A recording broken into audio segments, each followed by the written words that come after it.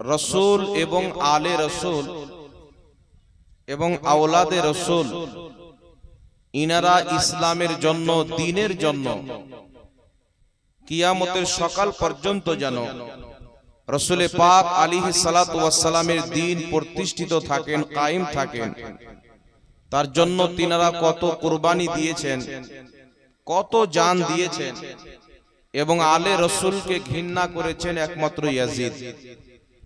তো আল্লাহ তাবারাক ওয়া তাআলার মেহেরবানি যে তিনি আমাদেরকে ইয়াজিদি পক্ষে রাখেনি, হুসাইনি পক্ষে রেখেছেন। সুবহানাল্লাহ সুবহানাল্লাহ। রাসূল করিম সাল্লাল্লাহু আলাইহি ওয়াসাল্লামের যাখিরায়ে আহাদিস, অসংখ্য রাসূল পাকের হাদিস। ইমাম বদরুদ্দিন আইনি রাহমাতুল্লাহ আলাইহি বলছেন, যেমন ধুলা কাকরের কোনো সংখ্যা নাই, রাসূলুল্লাহর হাদিসেরও কোনো সংখ্যা নাই। সুবহানাল্লাহ। অসংখ্য রাসূল পাক সাল্লাল্লাহু আলাইহি ওয়াসাল্লামের হাদিস রয়েছেন। সমস্ত হাদিসকে যারা ইহাতা করেছেন, ছানবিন করেছেন, পড়েছেন, তারা কোন হাদিসের মধ্যে ইয়াজিদের জান্নাতি হওয়ার বাশারাত পাননি।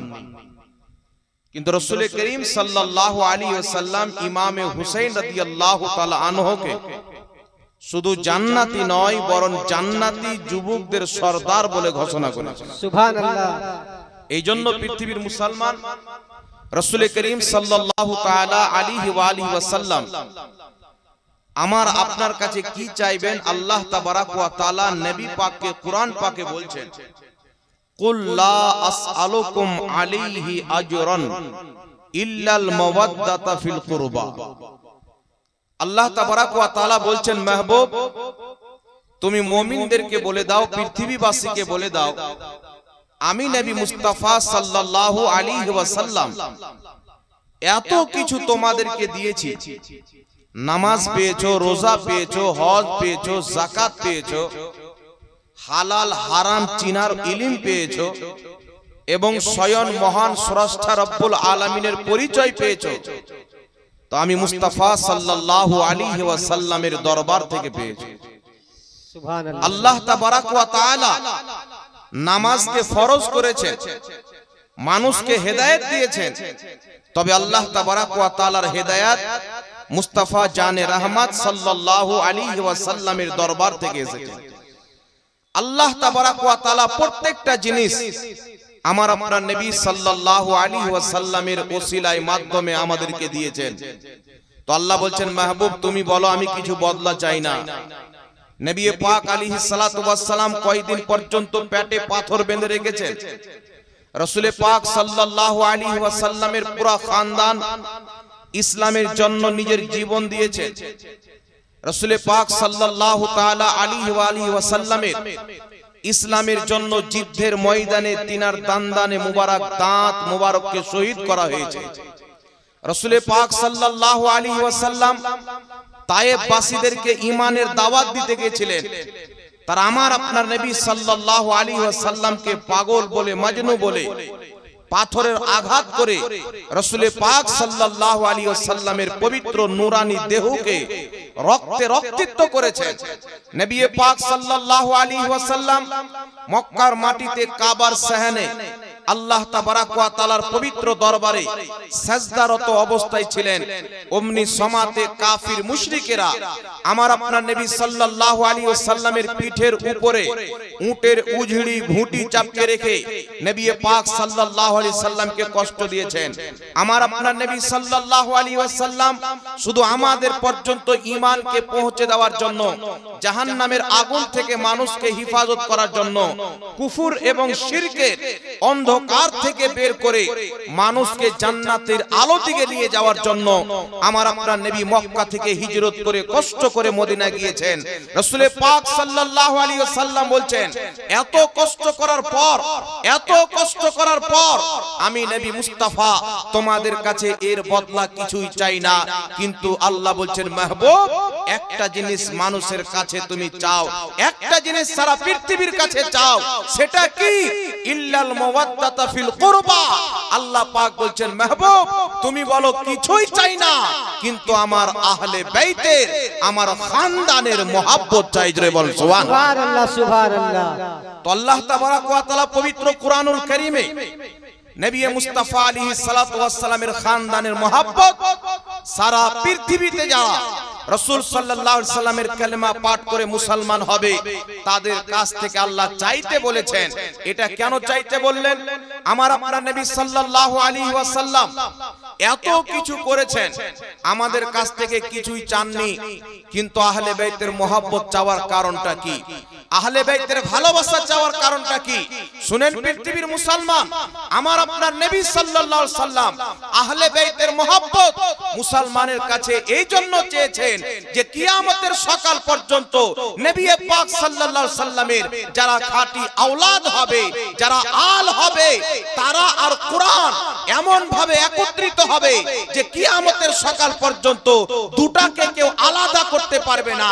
তাই রাসূল পাক বলেছেন, ইন্নী তারিকুন ফিকুমুস সাকলাইন, আমি তোমাদেরকে দুটি ভারী জিনিস দিয়ে যাচ্ছি, এই দুটি জিনিসকে ধরে রাখবে, কোনোদিন তোমরা পথভ্রষ্ট হবে না, কোনোদিন গুমরা হবে না। সেটি কি? আমার আপনার নবী বলেছিলেন ওই দুটি জিনিসের মধ্যে হচ্ছে একটি আল্লাহর কোরআন, দ্বিতীয়টি হচ্ছে আমার আহলে বাইত। জোরে বল সুবহানাল্লাহ। সুবহানাল্লাহ, সুবহানাল্লাহ। কোরআন এবং আহলে বাইতকে রাসূল পাক সাল্লাল্লাহু আলাইহি ওয়াসাল্লাম দিয়েছেন। এখান থেকে কি বোঝা গেল পৃথিবীর মুসলমান, যেই দিকে কোরআন হবে সেই দিকে আহলে বাইত হবে, যেই দিকে কোরআন হবে সেই দিকে নবীর আওলাদ হবে। আমার আপনার নবী সাল্লাল্লাহু আলাইহি ওয়াসাল্লামকে আল্লাহ তাবারাক ওয়া তাআলা বৈশিষ্ট্য দান করেছেন। রাসূল পাক আলাইহিস সালাতু ওয়াস সালাম বলছেন, সারা পৃথিবীর খানদান তার সন্তান দিয়ে চলবে, তার ছেলের মাধ্যমে চলবে, কিন্তু আমি নবী মুস্তাফা আমার খানদান কিয়ামতের সকাল পর্যন্ত চলবে কিসের মাধ্যমে? রাসূল পাক বলছেন, সবারই খানদান বেটার মাধ্যমে চলে, আমি মুস্তাফার খানদান আমার মেয়ে ফাতেমার মাধ্যমে চলবে। বল সুবহানাল্লাহ। সুবহানাল্লাহ, সুবহানাল্লাহ। আল্লাহু আকবার। ইয়া রাসূলুল্লাহ, ইয়া আলী, नहीं छोड़ेंगे। अल्लाह, या रसूल। এই জন্য পৃথিবীর মুসলমান নবী পাক আলাইহিস সালাতু ওয়াস সালামের খানদানকে কারবালার মাটিতে ইয়াজিদ শহীদ করিয়েছিল। ইয়াজিদের হুকুমে ইমামে হুসেনকে শহীদ করা হয়েছিল। পৃথিবীর মুসলমান মনে রাখবেন, আহলে বাইতের প্রতি এত জুলুম অত্যাচার করা হয়েছে। যারা ইমামে হুসেনকে শহীদ করেছিল, 6 মাসের শিশু সন্তান আলী আসগরকে শহীদ করেছিল, আলী আকবরকে শহীদ করেছিল, তাদের চেহারাতেও দাড়ি ছিল, তারাও নামাজ পড়নেওয়ালা ছিল, তাদের মধ্যেও আলিম ছিল, তারাও মুফতি মাওলানা হাফিজ ছিল। কিন্তু পৃথিবীর মুসলমান ইমামে হুসেন রাদিয়াল্লাহু তাআলা আনহুকে কারবালার ময়দানে তারা শহীদ করেছেন। বর্তমান জামানাতে এমন অবস্থা হয়ে গেছে, বর্তমান কিছু লোক ইয়াজিদকে বাঁচাতে চায়, বলতে চায় ইয়াজিদের কোনো ভুল ছিল না, ইয়াজিদের কোনো দোষ ছিল না। এই পৃথিবীর মুসলমান কিছু লোক তো এমন বলে দেয়, ইমামে হুসেন কারবালাতে গেল কেন, যে শহীদ হয়ে গেল, এতে ইয়াজিদের কোনো ভুল নাই। কিন্তু মনে রাখবেন পৃথিবীর মুসলমান, ইয়াজিদ যে পাপী, ইয়াজিদ যে ভুল পথে ছিল, এটা আমার আপনার নবী মুস্তাফা ইমাম হুসেনের শাহাদতের পূর্বে নিজের জামানাতে বয়ান করে দিয়েছেন। তাই হযরতে আবু হুরায়রা রাদিয়াল্লাহু তাআলা আনহু ইয়াজিদের হুকুমত থেকে সর্বসময় পানাহ চাইতেন, দোয়া চাইতেন, আল্লাহর হিফাজত চাইতেন। এই পৃথিবীর মুসলমান আপনাকে বলতে চাই, ইয়াজিদের যারা পক্ষে নিয়ে কথা বলে, তাদের যতই লম্বা দাড়ি হোক, যতই বড় জুব্বা হোক, যতই বড় স্কলার হোক না কেন, যারা নবী পাকের খানদানকে কারবালার মাটিতে 3 দিন পর্যন্ত পিপাসিত রেখে, 3 দিন পর্যন্ত ক্ষুধার্ত অবস্থায় রেখে নবী পাকের রক্তে 6 মাসের মাসুম বাচ্চাকে ছাড়েনি, সেই ইয়াজিদের পক্ষে যারা কথা বলবে তাদেরকে ঘৃণা করার দায়িত্ব আমাদের ঈমানি দায়িত্ব, তাদের জবানে তালা লাগার দায়িত্ব আমাদের রয়েছে। কালকে কারবালার ময়দানে ইমামে হুসেনের পক্ষে যেই 72 জন ছিল, তাদের জন্য জান্নাত আছে, 22,000 ইয়াজিদের জন্য জান্নাত নাই। তাই কিয়ামতের সকাল পর্যন্ত যারা হুসাইনি হবে তারা জান্নাতি হবে, ইয়াজিদের যারা পক্ষ নেবে তারা জাহান্নামী হবে। সুবহানাল্লাহ, সুবহানাল্লাহ। এই জন্য পৃথিবীর মুসলমান বর্তমান জামানাতে রাফজিয়াত বলেন আর বিভিন্ন রকমের লোক সুন্নি নাম দিয়ে বিভিন্ন এলাকাতে ঘুরে বেড়াচ্ছে। আর বর্তমান জামানাতে কিছু লোক খুল্লা ইয়াজিদের নামের পর রাদিয়াল্লাহু তাআলা আনহু বলতে চাচ্ছে, বলছে ইয়াজিদের কোনো ভুল নাই, কিন্তু আপনাকে ইসলামের কিছু ইতিহাসের পাতা দেখাতে চাই। এই পৃথিবীর মুসলমান শুনেন, ইমাম ইবনে কাসির রাহমাতুল্লাহ আলাইহি নিজের কিতাব আল বিদায়া ওয়ান নিহায়ার মধ্যে লিপিবদ্ধ করেছেন। ইমাম তাবারি রাহমাতুল্লাহ আলাইহি তারিখে তাবারির মধ্যে লিপিবদ্ধ করেছেন। ইমাম সিউতি রাহমাতুল্লাহ আলাইহি তারিখুল খুলফার মধ্যে অনেকটা অংশ উল্লেখ করেছেন। আরো অসংখ্য কিতাব তারিখে দামিশকের মধ্যেও লিপিবদ্ধ রয়েছেন। ইয়াজিদ কেমন ব্যক্তি ছিল শুনেন পৃথিবীর মুসলমান, যেইগুলি কিতাবের রেফারেন্স দিলাম, এই কিতাবকে যদি আপনি অধ্যয়ন করেন, ইয়াজিদের কালো চরিত্র আপনার সামনে ফাঁস হয়ে যাবে। এমন নিকৃষ্ট ব্যক্তি ছিল, নিজেকে মুসলিমদের খলিফা বলে দাবি করত, কিন্তু পৃথিবীর মুসলমান এই লোকটা নবী পাক সাল্লাল্লাহু আলাইহি ওয়াসাল্লামের পবিত্র মসজিদ, ওই মসজিদে নববীতে 3 দিন পর্যন্ত ঘোড়া বেঁধে পেশাব পায়খানা করিয়েছিল।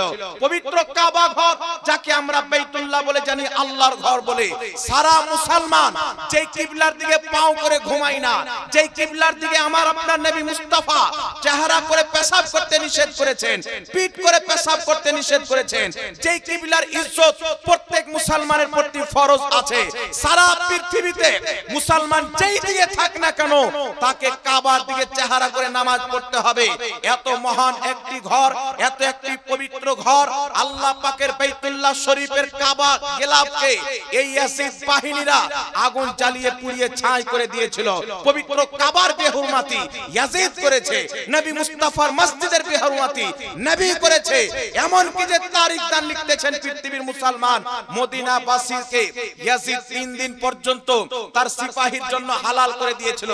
ইয়াজিদ বলেছিল, মদিনায় 3 দিন পর্যন্ত তোমরা যা ইচ্ছা তা করতে পারো, শরাব পান করতে পারো, দারু পান করতে পারো, এই মদিনা 3 দিন পর্যন্ত তোমাদের জন্য হালাল করে দিলাম। ইসলামিক মহিলাদের সাথে তোমরা বলাৎকার পর্যন্ত করতে পারো। এত নিকৃষ্ট কথা ইয়াজিদ 3 দিন পর্যন্ত করেছিল। শুধু তাই নয়, পৃথিবীর মুসলমান কিছু সাহাবা এবং তাবেঈন তার হাতে বাইত করার পর মদিনাতে গিয়ে তার বাইতকে ভঙ্গ করে এলান করে বলেছিলেন, আমরা ইয়াজিদকে দামিশকে দেখে আসলাম, ইয়াজিদ দারু পান করে, ইয়াজিদ নামাজ ছেড়ে দেয়, ইয়াজিদ 8টা-10টা মহিলা নিয়ে থাকে, ইয়াজিদ কুকুরকে নিয়ে খেলাধুলা করে, নাপাক থাকে।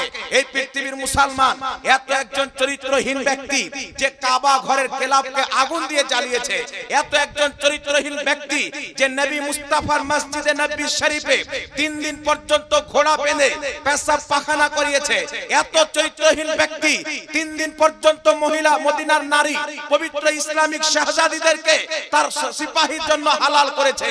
এত নিকৃষ্ট ব্যক্তি যে ব্যক্তি দারু পান করত, নামাজকে ছেড়ে দিত, সে ইসলামের খলিফা হতে পারে না, শয়তানের খলিফা হতে পারে। আজ যারা এমন অপবিত্র ব্যক্তির পক্ষ নিয়ে ইয়াজিদকে সাপোর্ট করতে চায়, কিয়ামতের সকাল পর্যন্ত ইমামে হুসেনের গোলাম জিন্দা থাকবে, ইয়াজিদের নিস্ত নাবুদ করতে থাকবে মুসলমান। সুবহানাল্লাহ, সুবহানাল্লাহ। যতদিন পর্যন্ত নবীর কালমা পড়নে वाला মুসলমান রয়েছে, রাসূলের পাককে মহব্বত করনে वाला মুসলমান যতদিন জমিনে রয়েছেন, ইমামে হুসেন আহলে বাইতের গোলাম যতদিন বেঁচে আছে, ইয়াজিদের পক্ষে যারা কথা বলবে বিনা চ্যালেঞ্জে ছেড়ে দেওয়া হবে না। আলহামদুলিল্লাহ, পৃথিবীর মুসলমান আজ আহলে সুন্নাত ওয়াল জামাত এমন একটি পবিত্র দল, সুন্নি জামাত এমন একটি পবিত্র দল, এই দলে মখদুমে সিন্না নবীর আওলাদ সুন্নি জামাতে, মারহেরার সৈয়দ সুন্নি জামাতের, কেছোছার সৈয়দ সুন্নি জামাতের, বিলগ্রামের সৈয়দ সুন্নি জামাতের, কাটরা শরীফের সৈয়দ সুন্নি জামাতের, পৃথিবীতে যত নবী মুস্তাফার আলো আওলাদ আছে তারা অন্য জামাতের মধ্যে নাই, সবাই সুন্নি জামাতে আছে। বল সুবহানাল্লাহ, সুবহানাল্লাহ, সুবহানাল্লাহ। এই জন্য পৃথিবীর মুসলমান আমাদেরকে ভাবতে হবে, কিছুদিন পর আপনার সামনে কিছু লোক চলে আসতে পারে, ইয়াজিদকে বাঁচানোর চেষ্টা করতে পারে, কিন্তু খবরদার কেউ যদি ইয়াজিদের পক্ষে কথা বলে, আমার আপনার নবী সাল্লাল্লাহু আলাইহি ওয়াসাল্লাম বলেছেন যে যাকে মহব্বত করবে তার হাসর তার সাথে হবে, তার হাসর তার সাথে হবে। এই পৃথিবীর মুসলমান যারা ইয়াজিদকে মহব্বত করবে তাদের হাসর ইয়াজিদের সাথে হবে, যারা হুসাইনকে মহব্বত করবে তাদের হাসর হুসাইনের সাথে হবে, আর হুসাইনের সাথে আমাদের যদি হাসর হয় তো কি হবে? নবী বলছেন আল হাসানু ওয়াল হুসাইন সাইয়্যিদা শাবাবি আহলিল জান্নাহ। আমার হাসান হুসাইন শুধু জান্নাতি নয়, জান্নাতি যুবকদের সরদার।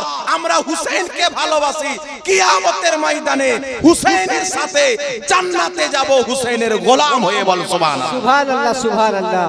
এইজন্য পৃথিবীর মুসলমান নবী পাক সাল্লাল্লাহু আলাইহি সাল্লাম কি বলেছেন একটু আমার দিকে লক্ষ্য করে শুনেন। রাসূল পাক সাল্লাল্লাহু আলাইহি সাল্লাম ইমামে হুসাইন ইমামে হাসানকে সামনে রেখে আল্লাহর নবী, দয়ার নবী, মায়ার নবী বলছেন, আল্লাহ এটা আমার হাসান, এটা আমার হুসাইন, আমি হাসান ও হুসাইনকে ভালোবাসি, আল্লাহ তুমিও এদেরকে ভালোবাসো। আল্লাহ যারা এদেরকে মহব্বত করবে তুমি তাদেরকেও মহব্বত করো। আমার নবী 1450 বছর পূর্বে বলে গেছেন, আল্লাহ হুসাইন ও হাসানকে আমি মহব্বত করি, তুমিও মহব্বত করো। আর কিয়ামতের সকাল পর্যন্ত যারা হুসাইনকে মহব্বত করবে আল্লাহ তুমি তাদেরকেও মহব্বত করো। জোরে বল সুবহানাল্লাহ, সুবহানাল্লাহ, সুবহানাল্লাহ। এইজন্য পৃথিবীর মুসলমান ইমামে হাসান ও হুসাইনের ফজিলতের উপরে, তিনাদের ব্যক্তিত্বের উপরে এত অসংখ্য হাদিস বর্ণিত হয়েছে যে হাদিস বয়ান করে শেষ করা যাবে না। তবে পৃথিবীর মুসলমান একটি হাদিস আপনাকে শোনাতে চাই। আমার আপনার নবী সাল্লাল্লাহু আলাইহি সাল্লাম বলেছেন, হুসাইন আমার থেকে, আমি হুসাইন থেকে। আল হুসাইনু মিন্নি ওয়া আনা মিনাল হুসাইন। হুসাইন আমার থেকে, আমি হুসাইন থেকে। যে হুসাইনকে কষ্ট দিল সেই ব্যক্তি আমি মুস্তাফাকে কষ্ট দিল। এই পৃথিবীর মুসলমান যদি কোনো ব্যক্তি নামাজরত অবস্থায়, সেজদার অবস্থায়, রোজার হালাতে পবিত্র কাবা ঘরের মধ্যে যদি সেজদারত অবস্থায় মারা যায়, তার অন্তরে যদি নবীর আহলে বাইতের চুল পরিমাণে বুগজ থাকে, মাতা কুফর, ওই ব্যক্তি কাবা ঘরের মধ্যে মরলেও কাফির হয়ে মরবে। আর যদি কোনো ব্যক্তি এমন অবস্থায় মারা যায় যার অন্তরে নবীর আলের মহব্বত আছে, মাতা মুমিন, ওই ব্যক্তি মুমিন হয়ে মরবে। বলেন সুবহানাল্লাহ, সুবহানাল্লাহ, সুবহানাল্লাহ। ঈমান নিয়ে কবরে যাওয়ার আলামত, ঈমান নিয়ে কবরে যাওয়ার দলিল হচ্ছে আপনার অন্তরে নবীর আলের মহব্বত আছে কি নাই। আজ পৃথিবীর মুসলমান বর্তমান জামানাতে মুহররমুল হারামে নবী মুস্তাফার আলো আওলাদকে, নবী পাকের খানদানকে, নবী মুস্তাফার আহলে বাইতকে যারা মুহররমুল হারামের মাহফিল করে তিনাদেরকে স্মরণ করেন, খিচুড়ির ব্যবস্থা করেন, দোয়া খায়রের ব্যবস্থা করেন, ফাতিহার ব্যবস্থা করে আসে, কিছু দাড়ি টুপিওয়ালা মার্কেটে শয়তান বেরিয়েছে, এরা বলছে মুহররমে জালসা করা যাবে না, ইমাম হুসাইনের শাহাদাত বর্ণনা করা যাবে না। আমি বুঝতে কি পারলাম পৃথিবীর মুসলমান যারা ইমামে হুসাইনের শাহাদাতের বর্ণনাকে বন্ধ করতে চায়, তারা ইয়াজিদকে বাঁচাতে চায়। কারণ তারা জানে ইমাম হুসাইনের শাহাদাতের বর্ণনা পৃথিবীতে যত হবে ইয়াজিদ পালিদের উপরে লানাত বর্ষিত হবে। কিন্তু পৃথিবীর মুসলমান যারা আহলে বাইতের জিকির এই জমিনের মাটিতে করে, আল্লাহ তাদের গুণগান নিজের আরশে করে। বলেন সুবহানাল্লাহ, সুবহানাল্লাহ, সুবহানাল্লাহ। আল্লাহ তাদের গুণগান নিজের আরশে করে। আজ পৃথিবীর মুসলমান ওই নবীর আওলাদ আমাদের এলাকাতে এসেছেন। সুবহানাল্লাহ বলেন, বড়ই ভাগ্যবান নবী মুস্তাফার আওলাদ, মখদুমে সিন্নার খানদান। আমরা তো নবী পাক সাল্লাল্লাহু আলাইহি সাল্লামের আওলাদের কদমে কুরবান, ঠিক না? আর খাস করে কালিয়াচক আর মোথাবাড়ির মানুষ, এই এলাকাতে কিছু কিছু লোক ফের আরো বেশি ভক্ত, বুঝতে পারছেন? মানে হতে হবে এতটুকু থেকে আরো বেশি ভক্ত আছে, ওভারটেক করনেওয়ালা আছে। আলহামদুলিল্লাহ পৃথিবীর মুসলমান শুনেন, কয়েকটি মাসলা আপনাকে বলে দিই। আমরা আহলে সুন্নাত ওয়াল জামাত, আমরা পীর মানি, মানি কি মানি না? একটু জোরে বলেন, মানি কি মানি না? মার্কেটে কিছু লোক বেরিয়েছেন, এরা বলছে আমরা পীর মানি না। বাংলাদেশে কিছু মৌলবি আছে, ওকে মৌলবি বললেও তো জায়েজ হবে না, কিন্তু আপনাদের চিনহার জন্য বলছি, আসল মৌলবি হিসেবে বলি। এ বলছে ইসলামে পীর বলতে কোনো জিনিস নাই। একজন আমাকে ফোন করেছিল কলকাতাতে, আমি পীরের ব্যাপারে বক্তব্য দিয়েছিলাম, পীর ধরা আসলো কোথায় থেকে এ টু জেড। তো আমাকে ফোন করে বলছে ইসলামে পীর বলতে কোনো জিনিস নাই। আমি বললাম তুমি ঠিকই বলছো, কেন? তা আমি বললাম নবীর ইসলাম যারা মানে তারা পীর মানবে, তোমরা তো ইহুদির ইসলাম মানো। আমাকে যুক্তি দিচ্ছে, আমার খণ্ডনে ভিডিও বানাচ্ছে। মুর্শিদাবাদ একটা জাহিল বেরিয়েছে, আমার খণ্ডনে ভিডিও বানিয়ে ফেসবুকে আপলোড করেছে। জাহাঙ্গীর মৌলভী বলছে পীর মানা যায়, বলছে ঘোড়ার ডিমের যেমন ঘোড়ার সাথে কোনো সম্পর্ক নাই, পীরের ইসলামের সাথে কোনো সম্পর্ক নাই। আমি বললাম চুপ থাকো বেটা, তোমরা পীর মানো না তো এমনিতে কুকুরের গলায় সোনার হার মানায় না। কুত্তার গলাতে যদি সোনার হার দেওয়া হয় শোভা পাবে না, খিনজিরের গলাতে সোনার হার দেওয়া হয় শোভা পাবে না। ওয়াহাবি নবীর আওলাদের ভক্ত হবে, এটা শোভা পায় না, কারণ তাদের অন্তরে ইয়াজিদের মহব্বত আছে, আমাদের অন্তরে ইমামে হুসাইনের মহব্বত আছে। সুবহানাল্লাহ সুবহানাল্লাহ। আর পৃথিবীতে এমন কোন মায়লাল নাই যে বেত হওয়া এবং পীর ধরাকে অবৈধ প্রমাণ করবে। একটা লোক বলছে পীর মানা হারাম, আমাদের এখানে একটা বক্তা এসেছে হুজুর, এসে বলছে পীর মানা হারাম। আমি বললাম বক্তার সামনে দাঁড়িয়ে বললেন না যদি পীর মানা হারাম হয় তো তুই ফের কোন খ্যাতের মুলি, তোকে কেন মানবো? পীর মানা যদি হারাম হয় তো তোকে মানা তো ব্যারাম হবে। ওকে তো চামড়ার জুতা নিয়ে পুষ মাসে ঠান্ডায় চামড়া লাল করে দেওয়া উচিত। এই জন্য পৃথিবীর মুসলমান মনে রাখবেন, মার্কেটে অনেক লোক বেরিয়েছে, কেউ বলছে আল্লাহ মানতে হবে, নবী মানতে হবে না, কেউ বলছে পীর মানা যাবে না, কেউ বলছে কাকে মানা যাবে না। এই ভাগ্য, এই কিসমত তো আল্লাহ সুন্নিদেরকে দিয়েছেন, যাদের অন্তরকে যদি খুদাই করে দেখা হয়, প্রথমে আল্লাহর মহব্বত, তারপরে রাসূলের মহব্বত, তারপরে সাহাবা আহলে বাইতের মহব্বত, তারপরে মুহাদ্দিসদের মহব্বত, আর সুন্নিদেরই অন্তরে আল্লাহ পাকের নেক বান্দাদের মহব্বত। জোরে বল সুবহানাল্লাহ সুবহানাল্লাহ সুবহানাল্লাহ। এখানে কয়েকটি কথা আপনাকে বলে দিই আমি। আমাদের শরীয়ত, আমাদের ইসলাম, ওনাকে একটু চুপ করেন, একটু শান্ত করেন, একটু দাঁড়ান, একটু আমার দিকে লক্ষ্য করে শুনেন বাবা, আমার দিকে লক্ষ্য করে শুনেন। হ্যাঁ, এখানে একটা কথা বুঝতে হবে, পীর মানা আসলো কোথায় থেকে, একটু আমার দিকে লক্ষ্য করে। এখন যারা নবী পাকের আওলাদ, নবী পাকের খানদান, তাদেরকে মোহাব্বত করা যে ফরজে আইন, এটা তো কোরআন দ্বারা প্রমাণিত। তার মধ্যে একটি আয়াত আপনাদেরকে আমি শুনিয়েছি। একটা লোক বেরিয়েছে বক্তব্য দিচ্ছে যে নবীর আওলাদ হলে যে সম্মান করতে হবে, এটা কোথায় আছে? আওলাদ তো নূহ নবীরও ছিল, কিন্তু কাফির ছিল। নূহ নবীর আওলাদ একজন কাফির ছিলেন না, কাস্তিতে চড়তে যাচ্ছিল, আল্লাহ নিষেধ করে দিলেন। তার উদাহরণ দিচ্ছে আমাদের নবীর আওলাদের সাথে। কিন্তু আমার আপনার নবী সাল্লাল্লাহু আলাইহি সাল্লামের আওলাদ যারা কিয়ামত পর্যন্ত, যাদেরকে সাইয়্যিদ বলা হয়, কারবালার মাটিতে নবী মুস্তাফার খানদানের একজন ব্যক্তি ছিলেন, যিনার নাম হচ্ছে ইমাম যাইনুল আবেদিন রাদিয়াল্লাহু তাআলা আনহু। ইনার থেকে নবী মুস্তাফার খানদান, যিনি ইমামে হুসেনের সন্তান, তিনার সন্তান হয়ে সারা পৃথিবীর মাটিতে নবীর আওলাদরা নিজের তাখত তাজকে ছেড়ে পৃথিবীর মুসলমান আজ যিনার আওলাদ এখানে আসবেন আলহামদুলিল্লাহ। মাকদুম আশরাফ সিমনানি, সিমনা দেশের বাদশা ছিলেন। নবী মুস্তাফা স্বপ্নে এসে বলছেন, এ মাকদুম আশরাফ জাহাঙ্গীর, তুমি তাখত তাজকে পছন্দ করো না আল্লাহ পাকের দ্বীনের তাবলীগকে পছন্দ করো? মাকদুমে সিমনা রাসূল পাককে বলেছিলেন, ইয়া রাসূলুল্লাহ, তাখত তাজের দরকার নাই, যেই দিকে রাসূল চাইবেন আমি সেই দিকে চলে যাব। নবী বলছেন, যাও ভারতের মাটিতে গিয়ে ইসলাম প্রচার করো, নিজের বাদশাহতকে, রাজত্বকে ছেড়ে দিয়ে মাকদুম আশরাফ সিমনা ভারতের মাটিতে লক্ষ লক্ষ বেঈমানকে কলমা পড়িয়ে মুসলমান করেছে। সুবহানাল্লাহ সুবহানাল্লাহ। ইনাদের যদি টাকার লোভ থাকতো, বলেন টাকার লোভ দিয়ে কি মোদিকে কুরসি থেকে হটানো যাবে? গিয়ে বলেন তোকে 5 লক্ষ টাকা দিচ্ছি, মোদি সাহেব কুরসি থেকে হটে যাও, হটবে না? যে কোনো বাদশা আছে হটবে? কিন্তু সিমনার তাজদার, সিমনার শাহিনশাহ মাকদুমে সিমনা, সিমনাকে ত্যাগ করে কেছোছা মুকদ্দাসাতে আসলেন পৃথিবীর মুসলমান। আর এটা বাঙালিদের কিসমত, এত বড় একজন ওলি, নবী পাকের আওলাদ, তিনি যখন মুরিদ হওয়ার কথা আসেন তো দিল্লির দিকে যাচ্ছেন না, অন্য দিকে যাচ্ছেন না, মারহেরার দিকে যাচ্ছেন না, আর অন্য দিকে যাচ্ছেন না। তিনি যখন মুরিদ হওয়ার কথা আসেন তো বাঙ্গালের দিকে রুখ করছেন। আলাউল হক পান্ডবী রাহমাতুল্লাহ আলাইহির হাতে বেয়াত করে বাঙ্গালকেও সম্মান দান করছেন, আর কেছোটাতে গিয়ে কেছোটাকেও সম্মান দান করছেন। সুবহানাল্লাহ সুবহানাল্লাহ।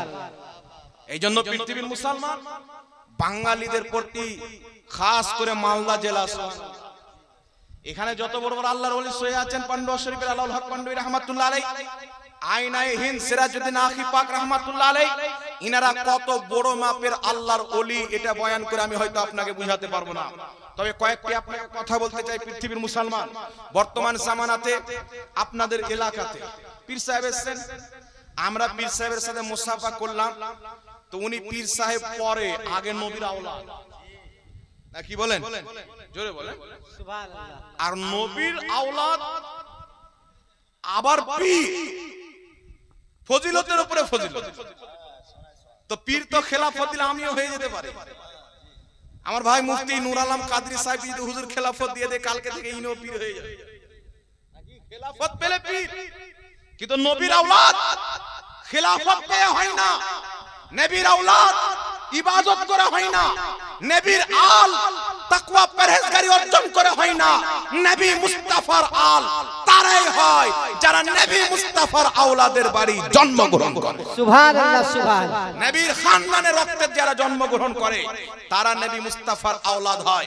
এই পৃথিবীর মুসলমান, আগামীতে মুহররমুল হারাম আমাদের চলে আসে, একটা কথা আপনাদেরকে ভাবতে হবে আর ওয়াদা করতে হবে যে মুহররমুল হারামে ইমামে হুসেন শহীদ হয়েছিলেন, আমরা দুঃখিত না খুশি? দুঃখ আছে কি নাই? এই দুঃখ আছে কি নাই? এই জন্য মুহররমুল হারামে যদি আপনার বাপ ইন্তিকাল করে, ইন্তিকাল করলে কষ্ট হবে, কিন্তু কেউ যদি আপনার বাপকে শহীদ করে দেয় অনেক বেশি কষ্ট হবে। পৃথিবীর মুসলমান ইমামে হুসেনকে, তিনার আওলাদকে কারবালার মাটিতে শহীদ করা হয়েছিল। সুতরাং এই মুহররমুল হারামে আমরা যতই পারি ইমাম হুসেনের নামে ইসালে সওয়াব করব। মানুষের খাওয়া দাওয়ার ব্যবস্থা, গরিব দুঃখীকে দান করার ব্যবস্থা, রোজা রাখার ব্যবস্থা, জালসা মাহফিলের ব্যবস্থা, ভালো কাজের মাধ্যমে এই মহিনাটাকে আমরা পালন করব ইনশাআল্লাহ। এই জোরে বলেন ইনশাআল্লাহ। আর ঢোলিয়া বের হবেন, এই ঢোলিয়া বের হবেন।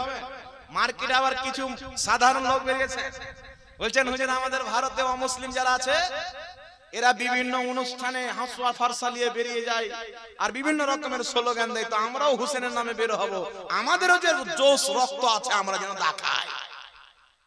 তো হাসওয়া ফারসা দেখিয়ে তারা ভয় পাবে না। যেই দিন মুসলমান ইমামে হুসেনের নকশে কদমে আমল করবে, মুস্তাফার সুন্নতে আমল করবে, এক কথা মুসলমানের বাচ্চা বাচ্চা যদি নামাজি হয়ে যায় আর পাঞ্জাবি টুপি পরনে वाला, চেহারাতে দাড়ি রাখনে वाला হয়ে যায়, অটোমেটিক কুফার ভয় পাবে মুসলমান। সাহাবায়ে কেরাম জিদ্দের ময়দানে গিয়েছেন, কাফিররা ঝাঁপিয়ে চলে আসছেন, সাহাবায়ে কেরাম বলেন কি ব্যাপার, কাফের আজকে ভয় কেন পাচ্ছে না? তো কিছু কিছু সাহাবী বলছেন আজকে আমরা একটা সুন্নাত ছেড়েছি, কি মিসওয়াক করিনি। তো বলছে মিসওয়াক করো, নবীর একটা সুন্নাত ছেড়েছি বলে কাফির ধমক দিয়েছে। ইনারা খেজুর গাছের ডানা পেড়ে তার মিসওয়াক তৈরি করে, দাঁতল তৈরি করে ঘষতে যখন আরম্ভ করেছেন, ডাল ভাঙা ভাঙি ফাড়াফাড়ি চলছেন, কাফির বলছে তাড়াতাড়ি পালা, এখন খেজুরের ডাল চাবাচ্ছে, কিছুদিন পর আমাদেরকে চাবাবে। তো নবী পাকের একটি সুন্নাতে আমল করতে গিয়ে জিদ্দের ময়দানে আল্লাহ সাহাবাকে বিজয় দান করেছেন। সুন্নাত আমাদের কোথায় গেল? ফরজ আমাদের কোথায় গেল? এখন তো মসজিদের ইমামকে নিয়ে দ্বন্দ্ব, এখন তো মসজিদকে নিয়ে দ্বন্দ্ব, এখন তো বিভিন্ন রকমের দ্বন্দ্ব।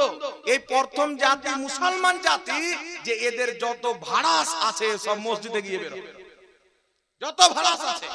দুঃখের বিষয় পৃথিবীর মুসলমান, আজ আমরা ইমামে হুসেনকে কি মানবো? উনি তো উম্মতের ইমাম, উনি তো শহীদদের ইমাম।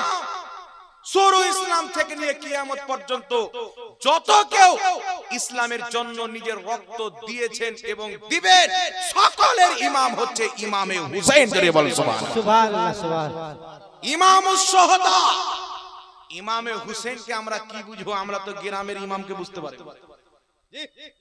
ইমাম সাহেব 5 ওয়াক্তের নামাজ পড়াচ্ছেন, 24 ঘন্টা ডিউটি করছেন। আমি যার পিছনে নামাজ পড়ছি আমার নিকটে তিনার মর্তবা কি কম? এই ফজিলত আমরা জানার চেষ্টা করেছি যে ইমাম সাহেবের ফজিলত কতটুকু। আমি তার পিছনে নামাজ পড়ছি, কুরবানির নামাজ, ঈদের নামাজ, জুমার নামাজ, তারাবির নামাজ। তার পিছে পড়ছে আমার বাপের জানাজা, মায়ের জানাজা, ছেলের জানাজা, গোটা গ্রামের জানাজা ইমাম পড়াবে। আমার মেয়ের বিয়ে শাদী, যে কোনো মহিলার বিয়ে শাদী হোক, ইমাম সাহেব পড়াবে। কেউ যদি মাজারে খাসি নিয়ে যায় তো ইমাম সাহেব গিয়ে হালাল করবে, সব ইমাম সাহেবের মাধ্যমে। কিন্তু ইমাম সাহেবের যে ফজিলত আমার আপনার নবী দিয়েছেন সেটা কিন্তু আমাদের অন্তরে নাই বাবা। কিছু লোক মনে করছে ইমাম সাহেব মানে মসজিদের খাদিম, ও মসজিদের চাকর মনে করে। ইমাম সাহেব মসজিদের খাদিম নয়, ইমাম সাহেব হচ্ছে আল্লাহর খাদিম, আল্লাহর দ্বীনের খাদিম, মসজিদের খাদিম নয়। আপনি ইমাম সাহেবকে যদি বলেন ইমাম সাহেব বাথরুম সাফ করবে, ইমাম সাহেব ট্যাঙ্কি সাফ করবে, ইমাম সাহেব উজুখানা ঝাড় দিবে, ইমাম সাহেব লোটা কোথায় আছে, আপনার মসজিদের লোটা যদি কেউ চুরি করলে আপনি ইমাম সাহেব কেন বলবেন লোটা কোথায় আছে? ইমাম সাহেবকে বলবেন বাথরুম সাফ করতে হবে, ট্যাঙ্কি ইমাম সাহেব সাফ করবে। উনি ইমাম কোথায় থেকে এসেছে দেখেন, আমার মাথায় দেখছেন এটা হলো আমামা, আমামা থেকে এসে ইমাম। ইমাম হলো মাথার তাজ। ইমামের জিম্মা মসজিদ ঝাড় দেওয়া নয়, ইমামের জিম্মা বাথরুম সাফ করা নয়, ইমামের উপর এটা জিম্মেদারি নাই যে সে লোটা কোথায় আছে দেখবে। ইমামের কাজ হচ্ছে 5 ওয়াক্তের নামাজ পড়া আর মুসাল্লিকে নিজের বক্তব্যের মাধ্যমে ভালো শিক্ষা দেওয়া, সুবহানাল্লাহ, দ্বীনের কথা বলা। আর আপনি যদি মনে করেন যে না ইমাম সাহেবকে বাথরুম সাফ করার জন্য রেখেছি, তাহলে বাথরুম সাফ করে নামাজ তার পিছে পড়িয়েন নচেত খোদারা আল্লাহর ওয়াস্তে ইমাম সাহেবের ইজ্জত আমাকে আপনাকে বুঝতে হবে। মসজিদের ইজ্জতকে যদি না বুঝি, আজকে আমার মোবাইলে একটা পেপার এসে উত্তরপ্রদেশে একজন ইমাম 4 তলা মসজিদে ফাঁসি ডিঙে মরেছে। দীর্ঘদিন থেকে বলছে বেতন বাড়ান, বেতন বাড়ান। গ্রামের লোক বেতন বাড়াচ্ছে না, কমিটির লোক। অনেক কাজ হয়ে গেছে, ওর বেতন ছিল মাত্র 4,500 টাকা। বেচারা সংসার চালিয়েছে ধার করে, কয়েক লাখ টাকা যখন কাজ হয়েছে, পাওনা হয়েছে, লোকজন তার কাছে যখন চাপ দিয়ে চাইতে লেগেছেন, বাধ্য হয়ে ফাঁসি দিয়ে দিয়েছে। কিন্তু সমাজের লোক, এত কিছু কিছু সমাজের লোক নিকৃষ্ট আছে, ওর 10 টাকা বেতন বাড়ায়নি মুসলমান। কিন্তু আলহামদুলিল্লাহ বেশি দূর আপনাকে যেতে হবে না। সামান্য বীরভূমের মাটিতে একজন হাফিজ সাহেব দীর্ঘ বছর থেকে ইমামতি করেন। এলাকার লোক দেখছেন সাইকেল নিয়ে বাড়ি থেকে আসছেন যাচ্ছেন, গ্রামের লোক টাকা উঠিয়ে ইমাম সাহেবকে মোটর সাইকেল কিনে দিয়েছে। বম্বের মাটিতে ইমাম সাহেব 40 বছর ইমামতি করার পর যখন বয়স্ক হয়ে গেলেন, বয়োজ্যেষ্ঠ হয়ে গেলেন, তিনি বললেন আমি আর ইমামতি করতে পারবো না। তখন ইমাম সাহেবকে তিনারা হাতে প্রায় 10 লক্ষ টাকা ক্যাশ আর প্রতি মাহিনা উনি যতদিন বাঁচবেন 10,000 টাকা করে পেন্সিল হিসেবে বেতন সমাজের লোক থেকে তাকে দিচ্ছেন। আর আমাদের সমাজের লোক কি যে নামাজ পড়া তো ধারি ধার না, ইমাম কে আছে আর নাই, ওর তো কোনো চিন্তাই নাই। যত শয়তানি কিছু নামাজের মধ্যে ভরা আছে। ইমাম সাহেবের লুঙ্গিতে কেন দাগ লেগে আছে? ও নামাজ পড়তে যাচ্ছে না, ইমাম সাহেবের দাগ চেক করতে যাচ্ছে। চিন্তা করে খবরদার মুসলমান, ইমাম হচ্ছে মাথার তাজ। ইমামকে ইমামের জায়গাতে রাখবেন, ইমামকে ইমামের জায়গাতে রাখবেন। মসজিদের খাদিম আলাদা, ইমাম সাহেব আলাদা। মসজিদের টয়লেট সাফ করবে, মসজিদের আপনার ক্যাচড়া সাফ করবে, মসজিদের উজুখানা সাফ করবে, মসজিদের আরো বিভিন্ন জিনিস সাফ করবে। এর জন্য আপনাকে খাদিম রাখতে হবে। ইমাম সাহেবকে দিয়ে আপনাকে লজ্জা লাগা উচিত, যার পিছে ইসলামের সবচাইতে বড় ইবাদত, প্রত্যেক ইবাদত জমিনে ফরজ হয়েছে, নামাজ তো আল্লাহর আরশে ফরজ হয়েছে। নামাজ ফরজ করার জন্য আল্লাহ মুস্তাফাকে 7 নম্বর আকাশের উপরে লামাকা পার করে আরশে আযমে ডেকে নামাজকে ফরজ করেছেন। এই জন্য নামাজের যার পিছে পড়বো তাকে দিয়ে এইগুলো নোংরা কাজ করা যাবে? ইমাম সাহেবের জন্য কাজটাকে নোংরাই মনে হয়। এই জন্য খবরদার এইগুলো কথা আমাদের মুখ দিয়ে যেন ইমাম সাহেবের ব্যাপারে না বাড়ে। বলেন ইনশাআল্লাহ, জোরে বলেন ইনশাআল্লাহ। ইমাম সাহেবের সম্মান করবেন, ইমাম সাহেবকে হাদিয়া পেশ করবেন, আপনিও খুশি, ইমাম সাহেবও খুশি, আল্লাহ আল্লাহ রাসূলও খুশি। সুবহানাল্লাহ। আরেকটি কথা বলছিলাম বিরাদর ইসলাম, মার্কেটে কিছু লোক এসেছেন বলছে পীর মানা যাবে না। আপনাদের এই মোথাবাড়ি অঞ্চলে সম্ভবত এক জায়গার একটা জালসার লিংক কে আমাকে পাঠিয়েছে। কলকাতার দিক থেকে একটা রাজমিস্ত্রি বক্তা এসেছিল। ও সারা জীবন রাজমিস্ত্রি করতে করতে দুটো বাংলা চটি বই পড়ে মৌলবি হয়ে গেছে। ওর সামনে কেউ যদি আমাদের নাম নিয়ে নেয়, খালি বলে জাহাঙ্গীর আলম ঝাড়খণ্ড, ওর পায়জামিতে পেশাব পড়ে যায়, আল্লাহ পাক জানে। এসে ও যুক্তি দিচ্ছে, মানুষ বলে না অমুক ডাক্তারের সাথে আমার হাত আছে, অমুক ডাক্তারের সাথে আমার হাত আছে, অমুক ডাক্তারের সাথে আমার হাত আছে। তো আমার হাত তো একটা। যেমন এই কথার বাস্তবতার সাথে কোনো মিল নাই। ঘোড়ার ডিম, ঘোড়ার তো ডিম হয় না।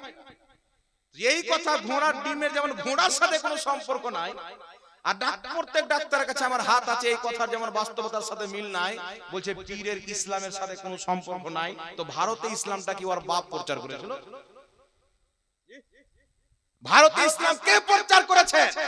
এই ভারতবর্ষের মাটিতে মঈনুদ্দিন চিশতির মতন যদি পীর না আসতো, নিজামউদ্দিন আউলিয়ার মতন পীর যদি না আসতেন, বাবা ফরিদগঞ্জের সরকারের মতন যদি পীর না আসতেন, দাতা আলী হুজুরের মতন যদি পীর না আসতো, বর্তমান যেই ওয়াহাবি বলে পীর মানা যাবে না, আল্লাহর কসম খেয়ে বলি তারা মসজিদে থাকতো না, সবাই মন্দিরের ঘন্টা বাজাতো, মূর্তি পূজা করত।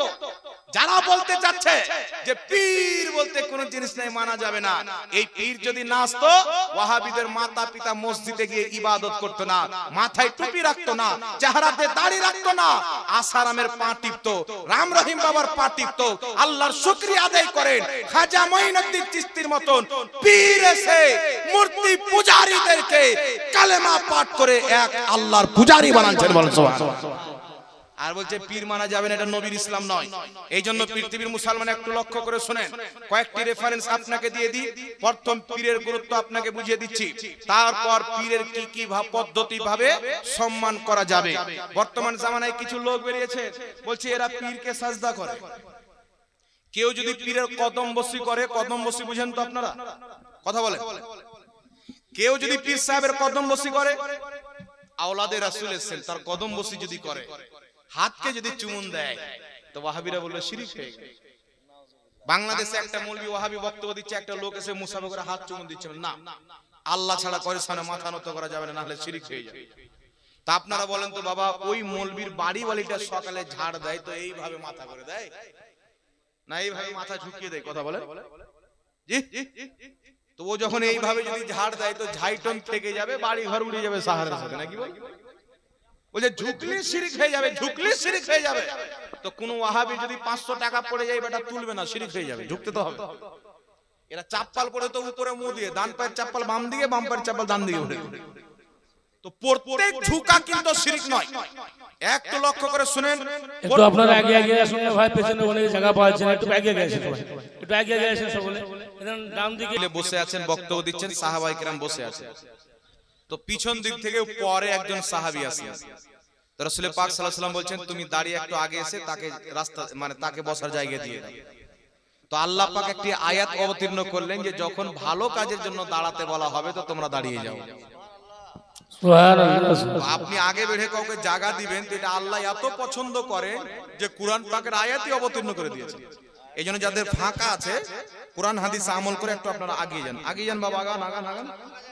হ্যাঁ, লজ্জা করিয়েন না, একটু তাড়াতাড়ি চলে আসেন, চলে আসেন, দুরূদ শরীফ পাঠ করে চলে আসেন। আল্লাহুম্মা সাল্লি আলা সাইয়্যিদিনা মুহাম্মাদ ওয়া আলা আলি সাইয়্যিদিনা মাওলানা মুহাম্মদ সাল্লাল্লাহু তাআলা আলাইহি ওয়া আলিহি ওয়াসাল্লাম। যাই হোক বিরাদর ইসলাম, এবার একটু লক্ষ্য করে শুনেন, দুনিয়াতে হক্কানি পীর মাশায়েখরা পৃথিবীর মাটিতে ইসলাম প্রচার করেছেন বিভিন্ন দেশে গিয়ে। সব দেশে নবী এবং সাহাবী যাননি, যদিও ভারতবর্ষের মাটিতে এসেছেন, তবে ওই মতন ভাবে ইসলাম প্রচার হয়নি, হয়েছিল হালকা ফালকা। তারপরে খাজা মঈনুদ্দিন চিশতি এসে 90 লাখ অমুসলিমকে কালেমা পাঠ করিয়ে মুসলমান করেছেন। সুবহানাল্লাহ সুবহানাল্লাহ সুবহানাল্লাহ। এখানে একটা কথা আপনাকে বলে দিই, বর্তমান জামানায় কিছু লামাযহাবী বেরিয়েছে। লামাযহাবী জানেন, এরা বলছে আমরা কোনো মাযহাব মানি না, শুধু কোরআন আর সহিহ হাদিস। কিন্তু কোন ব্যক্তি যদি বলে যে কোরআন আর সহিহ হাদিস ছাড়া আমরা অন্য কিছু মানি না, ও হলো পাকা বেঈমান, ও পাক্কা বেঈমান। কারণ লামাযহাবীদের ইমাম ইবনে তাইমিয়া মাজমুআ ফাতাওয়ার মধ্যে লিখছে ইজমাকে অস্বীকার করা হচ্ছে কুফরি। কোন ব্যক্তি যদি কোরআন হাদিস মানি বলে, ইজমা মানি না বলে, ওই ব্যক্তি কাফির হয়ে যাবে। আমরা আহলে সুন্নাত ওয়াল জামাত কোরআনকেও মানি, হাদিসকেও মানি, ইজমাকেও মানি, কিয়াসকেও মানি। আর এখানে একটি কারণ আছে, আল্লাহ বলেন ইয়া আইয়ুহাল্লাযীনা আমানু আতিউল্লাহ ওয়া আতিউর রাসূল ওয়া উলিল আমরি মিনকুম।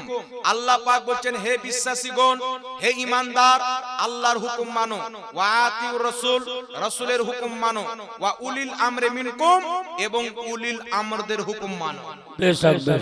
আচ্ছা বলেন তো বাবা, কোরআন হাদিস তো যথেষ্ট আছে, কিন্তু উলিল আমরের হুকুম আল্লাহ কেন মানতে বললেন? আগে এখানে একটা কথা বুঝতে হবে যে উলিল আমর কাকে বলে। উলিল আমরের তাফসিরে বিশ্ববিখ্যাত সাহাবী আব্দুল্লাহ ইবনে মাসউদ আব্বাস রাদিয়াল্লাহু তাআলা আনহুমা, নবী মুস্তাফার আপন চাচাতো ভাই, নবীর কালমা পাঠ করনেওয়ালা সাহাবী হযরতে আব্দুল্লাহ ইবনে আব্বাস তাফসিরে ইবনে আব্বাসের মধ্যে উলিল আমরে মিনকুমের তাফসির করতে গিয়ে বলছেন ইয়ানি উলামা ওয়াল ফুকাহা, এর অর্থ হচ্ছে আল্লাহ বলেছেন হক্কানি ফকিহ, অর্থাৎ মুজতাহিদ তবকার আলিম ও তোমরা আদেশকে মানো। এখন কথা হচ্ছে পৃথিবীর মুসলমান, আল্লাহর কোরআনে এমন কোন জিনিস নাই, নবীর হাদিসে এমন কোন জিনিস নাই যে আল্লাহ তাবারাক ওয়া তাআলা এখানে ফকিহকে মানতে বললেন, ফিকহকে মানার আদেশ করলেন। আরেকটি রেফারেন্স আপনাকে দিই, হাকিম আল মুস্তাদরাক আলা সাহিহাইন, এই হাদিসের কিতাবের মধ্যে সহিহ সনদে হাদিসটি বর্ণিত। হাদিসটিকে উল্লেখ করে ইমাম হাকিম রাহমাতুল্লাহ আলাইহি বলছেন হাদা হাদিসুন সহিহুল ইসনাদ, এই হাদিসের সনদ হচ্ছে সহিহ। বিশ্ববিখ্যাত সাহাবী মুজতাহিদ তবকার সাহাবী হযরতে জাবির ইবনে আব্দুল্লাহ রাদিয়াল্লাহু তাআলা আনহু বলছেন আল্লাহ পাকের ফরমান উলিল আমরি মিনকুম, এর অর্থ হচ্ছে হক্কানি ফকিহদের আদেশকে মানো। প্রশ্ন হচ্ছে পৃথিবীর মুসলমান, আল্লাহর কোরআন কি যথেষ্ট নয় যে ফিকহ মানতে হবে? নবীর হাদিস কি যথেষ্ট নয় যে ফিকহ মানতে হবে? যদি আপনাকে এক্সাম্পল দিয়ে বুঝায়, তার এক্সাম্পল হচ্ছে যদি কোনো ব্যক্তি পাহাড় খনন করতে করতে, কয়লা বের করতে করতে যদি একটা সোনার ইট পেয়ে নেয়, সোনার যদি ইট পেয়ে নেয়, ওই সোনার ইট ততক্ষণ পর্যন্ত ব্যবহার করার যোগ্য হবে না যতক্ষণ পর্যন্ত স্বর্ণকারের কাছে গিয়ে, সোনারের কাছে গিয়ে ওই ইটকে ভেঙে চুরে হার না তৈরি করবে, কানের বালি না তৈরি করবে, নাক ফুল না তৈরি করবে, হাতের বালা না তৈরি করবে, আংটি না তৈরি করবে, ততক্ষণ পর্যন্ত ওই সোনা ব্যবহার করার উপযুক্ত হবে না। আর যদি কোনো ব্যক্তি বলে না আমাকে স্বর্ণকারের কাছে যাওয়ার কোনো প্রয়োজন নাই, সোনার ইট যদি গলাতে ঝুলিয়ে বাড়ায়, তাহলে এটা কিন্তু অলংকার হবে না, কলংকার হয়ে যাবে, কলঙ্কার হয়ে যাবে। তো কোরআন হাদিস হচ্ছে একটা মহা সমুদ্র, একটা সোনার খনি। এই সোনার খনিকে বোঝার জন্য আল্লাহ তাবারাক ওয়া তাআলা জানেন কোরআন সবারই পক্ষে বোঝা সম্ভব হবে না, হাদিস সবারই পক্ষে বোঝা সম্ভব হবে না। তার কারণে আল্লাহ তাবারাক ওয়া তাআলার নবী বলছেন ইবনে মাজাতে হাদিস, আল্লাহ যখন কোন ব্যক্তির কাছ থেকে ইসলামের খিদমতের ইরাদা করেন, তাকে ফকিহ বানিয়ে দেন, কোরআন হাদিসের সম্পূর্ণ জ্ঞান দান করেন। এই জন্য যারা কোরআন হাদিসের সম্পূর্ণ জ্ঞান অর্জন করেছেন, তাদের ফতোয়াকে মানার নাম হচ্ছে মাযহাব মানা। জোরে বল সুবহানাল্লাহ। তাদের ফতোয়াকে মানা নাম মাযহাব মানা। একটু লক্ষ্য করে শুনেন পৃথিবীর মুসলমান, কাদের ফতোয়া? যারা কোরআন হাদিসের সম্পূর্ণ জ্ঞান রাখে। এখন বাংলাতে দুটো বই পড়ে বলছে আবু হানিফার মাযহাব মানা যাবে না, বাংলা চটি কিতাব পড়ে বলছে ইমাম মালিকের মাযহাব মানা যাবে না, মাযহাবের বিপক্ষে কথা বলে, বলে মাযহাবের শরীয়ত আলাদা, হাদিস কোরআনের শরীয়ত আলাদা। এ গাধা জানে না এই পৃথিবীর মুসলমান মাযহাব কাকে বলে। শুনেন, একটা কথা মনে রাখবেন, ইমামে আজম আবু হানিফা, উনার থেকে মাযহাব কেন তৈরি হলো? ইনার কেন মাযহাব মানতে হবে? ইমাম শাফির কেন মাযহাব মানতে হবে? ইমামে আজম আবু হানিফা নবী মুস্তাফার 5 লক্ষ হাদিস মুখস্থ জানতেন, আর পৃথিবীতে নবী মুস্তাফার যত হাদিস আছে প্রত্যেকটা হাদিস আবু হানিফার নজরের সামনে ছিল। সুবহানাল্লাহ। এখন একজন বুখারী পড়ে বলছে মাযহাব মানা যাবে না, ওই ব্যক্তিকে আমি বলতে চাই, ইমাম বুখারী রাহমাতুল্লাহ আলাইহি বলছেন আমি 6 লক্ষ হাদিস মুখস্থ জানি। কত লক্ষ? 6 লক্ষ হাদিস মুখস্থ জানি, তার মধ্যে 1 লক্ষ সহিহ হাদিস, 1 লক্ষ সহিহ হাদিস ইমাম বুখারী মুখস্থ জানতেন। আপনারা জ্ঞানী গুণী মানুষ, একটা প্রশ্ন করতে চাই, 1 লক্ষ সহিহ হাদিস ইমাম বুখারী মুখস্থ জানতেন, তিনার বুখারীতে কত হাদিস আছে? 7000 কত হাদিস। মুকাররাবকে যদি বাদ দেওয়া হয়, একটা হাদিস দ্বিতীয়বার তৃতীয়বার এসে, এইগুলোকে যদি বাদ দেওয়া হয় 4000 কত হাদিস হয়। আল আদাবুল মুফরাদে কিছু হাদিস আছে, তারিখুল কবিরে কিছু হাদিস আছে। ইমাম বুখারী সমস্ত কিতাবকে যদি একত্রিত একত্রিত করে তিনার হাদিসকে গণনা করা হয় তো 10,000 পর্যন্ত পৌঁছাবে না। আমি আপনাকে প্রশ্ন করতে চাই, যদি কোনো ব্যক্তি বুখারী শরীফের 4000 হাদিসকে পড়ে বা 7000 হাদিসকে পড়ে বলে মাযহাব মানা যাবে না, তাকে প্রশ্ন করতে চাই, ইমাম বুখারীর সমস্ত কিতাবে ধরে নিলাম 10,000 হাদিস আছে, কিন্তু ইমাম বুখারী বলছেন আমি 1 লক্ষ সহিহ হাদিস মুখস্থ জানি। তোমার কাছে আমার প্রশ্ন হলো, তুমি যেই 10,000 হাদিস পড়ে বলছো মাযহাব মানা যাবে না, তাহলে 90,000 হাদিস তুমি পড়েছো কিনা বলো? 90,000 হাদিসে কি ছিল সেটা তোমাকে বলতে হবে। বলবে হুজুর ইমাম বুখারী তো 90,000 লেখেনি, তো আমি পড়বো কোথায় থেকে? আমি বললাম কানার দল, যেই 10,000 হাদিস ইমাম বুখারীর কিতাবে পেয়েছো তুমি সেটা পড়েছো। যেই 90,000 হাদিস ইমাম বুখারী লেখেনি, ইমামে আজম আবু হানিফা সেটাকেও পড়েছে, সেটাকেও পড়েছে। কত লক্ষ লক্ষ ইমাম, ইমাম আহমদ বিন হাম্বল তিনার ব্যাপারে বলা হয়েছে কোন কিতাব আছে 7 লক্ষ হাদিস মুখস্থ জানতেন, কেউ কেউ 10 লক্ষর কথা বলেছেন। উনি কত হাদিস লিখেছেন? সব কিতাব মিলিয়ে 1 লক্ষ হবে না, তাহলে বাকি 9 লক্ষ কোথায় গেল? যদি 7 লক্ষ বলি তো বাকি 6 লক্ষ কোথায় গেল? তো নবী পাকের ইলমের যে একটা সমুদ্র আছে, ওই সমুদ্রর একটা পুকুর শুধু কিতাবে লিপিবদ্ধ করে হয়েছে। পুরো সমুদ্র এই 4 মাযহাবের মধ্যে সীমাবদ্ধ রয়েছে। এই জন্য কিয়ামতের সকাল পর্যন্ত যেই ব্যক্তি কোরআন হাদিস মানতে চাইবে তাকে 4 মাযহাবের মধ্যে কোনো একটি মাযহাব মানা জরুরি হবে। জোরে বল সুবহানাল্লাহ। একটি মাযহাব মানা জরুরি হবে। এখানে একটা কথা আর বলে দিই আপনাকে বাবা, ইমাম বুখারী ইনার ব্যাপারে কেউ বলেছেন ইনি নিজেই মুজতাহিদ ছিলেন, কেউ বলেছেন কিছু কিছু ক্ষেত্রে তিনি মাযহাব মানতেন। ইমাম মুসলিম মাযহাব মানতেন। যারা মাযহাব মানে না লা মাযহাবী, তাদের গুরু নাসিরউদ্দিন আলবানী 1999 সালে লোকটা মারা গেছে, আর একে তারা ধর্মের গুরু বানিয়েছে। এই নাসিরউদ্দিন আলবানী ইহুদি খ্রিস্টানদের পাঁচাটা গোলাম ছিল। নবীর সহিহ হাদিসকে জাল বানানো, জালকে সহি বানানো, এই ডিউটি আমেরিকা ইসরায়েল তাকে দিয়েছিল। এই লোকটা নাসিরউদ্দিন আলবানী ওয়াহাবিদের ইমাম সিলসিলায়ে আহাদিসে যায়িফা কিতাবের মধ্যে, সিলসিলায়ে আহাদিসে সহিহা কিতাবের মধ্যে লিখতেছে ইমাম তিরমিজি মাযহাব মানতো, ইমাম ইবনে মাজাহ মাযহাব মানতো, ইমাম নাসাই মাযহাব মানতো, ইমাম আবু দাউদ মাযহাব মানতো। এই পৃথিবীর মুসলমান যিনারা হাদিসের কিতাব লিখেছেন তিনারা মাযহাব মানতো, আর উনাদের কিতাব বাংলাতে পড়ে বলছে মাযহাব মানা যাবে না। চিন্তা করছেন? যিনারা হাদিসের কিতাব লিখেছেন তিনারা মাযহাব মানতো, আর 2 পাতা পড়নেওয়ালা বলছে মাযহাব মানা যাবে না।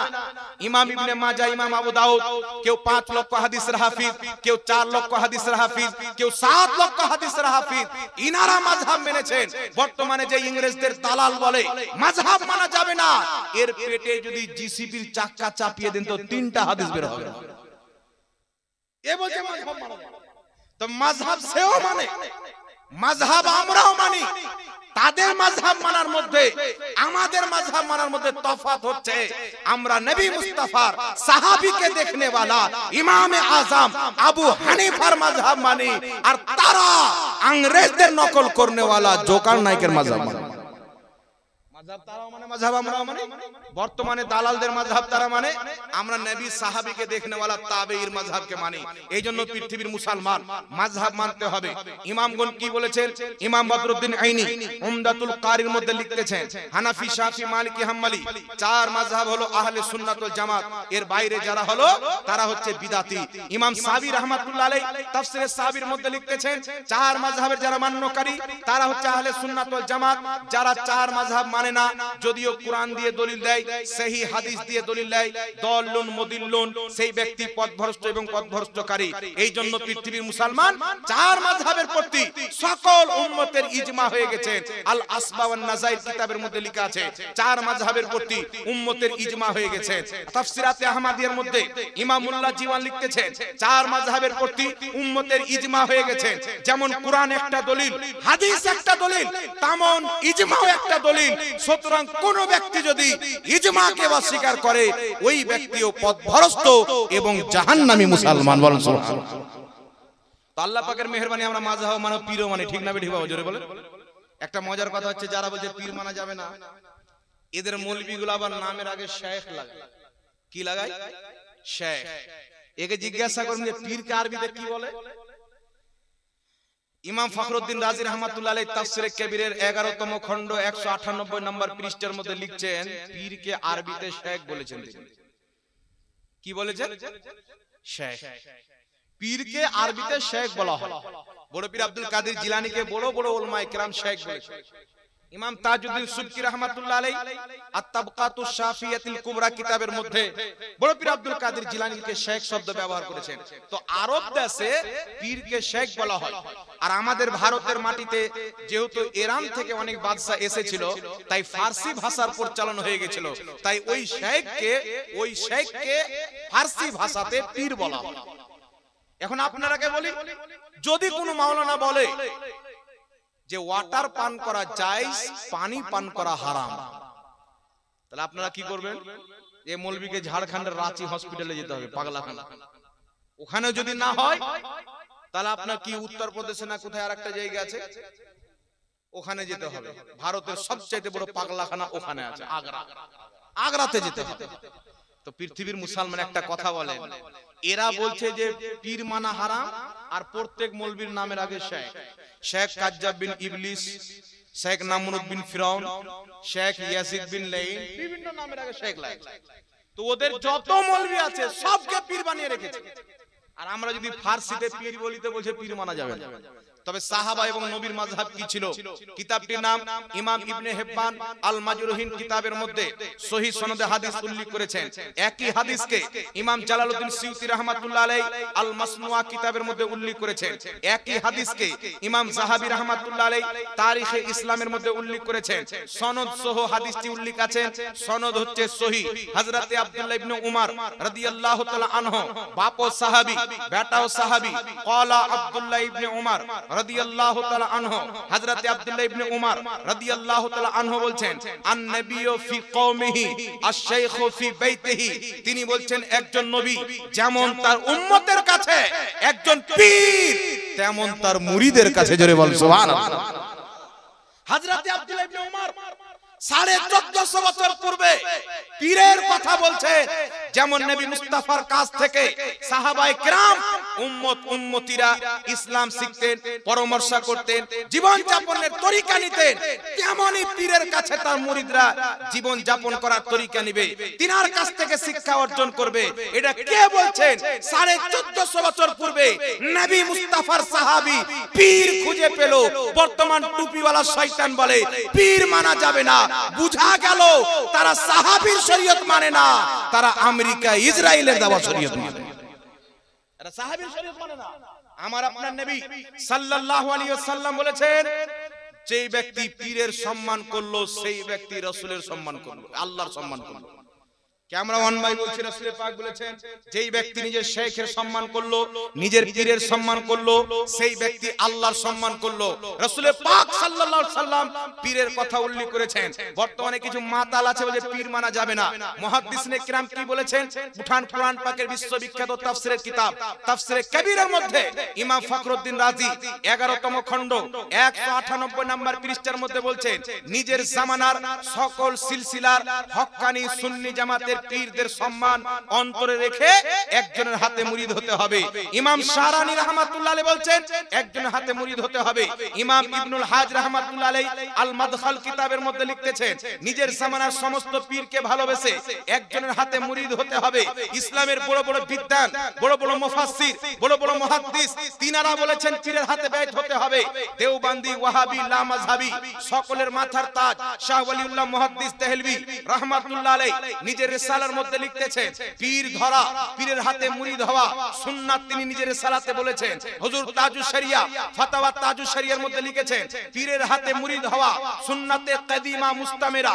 এই পৃথিবীর মুসলমান শাহ ওয়ালিউল্লাহ মুহাদ্দিস দেহলভী দেওবন্দি বলে আমাদের মাথার তাজ, আহলে হাদিস বলে আমাদের মাথার তাজ। আমি তাদেরকে বলতে চাই, তোমাদের মাথার তাজ শাহ ওয়ালিউল্লাহ মুহাদ্দিস দেহলভী রাহমাতুল্লাহ আলাইহি নিজের রিসালার মধ্যে লিখতেছেন, পীর ধরা সুন্নাত, আর তুমি বলছো পীর মানা যাবে না। বুঝা গেল শাহ ওয়ালিউল্লাহ মুহাদ্দিস দেহলভী দেওবন্দি ওয়াহাবি ছিলেন না, তিনিও সুন্নি জামাতের লোক ছিলেন। তিনিও সুন্নি ছিলেন। এই জন্য পৃথিবীর মুসলমান পবিত্র কোরআন সূরাতুল ফাতহ আয়াত নাম্বার 10 আল্লাহ বলছেন নবী যারা তোমার হাতে বায়াত গ্রহণ করে তারা আমি আল্লাহর হাতে বায়াত গ্রহণ করে। সূরাতুল মুমতাহিনা আয়াত নাম্বার 12 রাসূল পাক বলছেন হাবিব তোমার কাছে যেই মহিলারা বায়াত হতে আসছে তাদেরকেও তুমি বায়াত করো। নবী সাহাবীকে বায়াত করেছেন, সাহাবীদের স্ত্রীগণকে পর্দার আড়াল থেকে নবী বায়াত করেছেন। আমার নবীর ইন্তিকালের পর উমর ফারুক আবু বকর সিদ্দিককে গিয়ে বলছেন নবীদের পরে আপনি সবচেয়ে উত্তম ব্যক্তি, আপনি আমাকে মুরিদ করে নেন। হযরতে আলী রাদিয়াল্লাহু তাআলা আনহুর গোলামের কাজ, হযরতে তালহা নবীর সাহাবী যখন জিদ্দের ময়দানে লহুলাহান হলেন হযরতে আলীর গোলামকে গিয়ে বলছেন আমি তোমার কাছ থেকে আলীর বায়াত গ্রহণ করলাম, আমি আলীর মুরিদ হয়ে গেলাম। তিনার গোলাম গিয়ে বলছেন ইয়া আলীউল মুর্তজা তালহা আপনার বায়াত গ্রহণ করেছেন, আপনার মুরিদে শামিল হয়ে গেছেন। হযরতে আলী বলছেন তালহার জান্নাতে যাওয়াকে অতক্ষণ পর্যন্ত আল্লাহ চাননি যতক্ষণ পর্যন্ত আমি আলীর সে মুরিদ হয়নি। জোরে বল সুবহানাল্লাহ। হযরতে আলীর ইন্তিকালের পর ইমামে হুসাইন মুরিদ করেছেন, ইমামে হুসাইনের ইন্তিকালের পর ইমামে হাসান মুরিদ করেছেন। তবে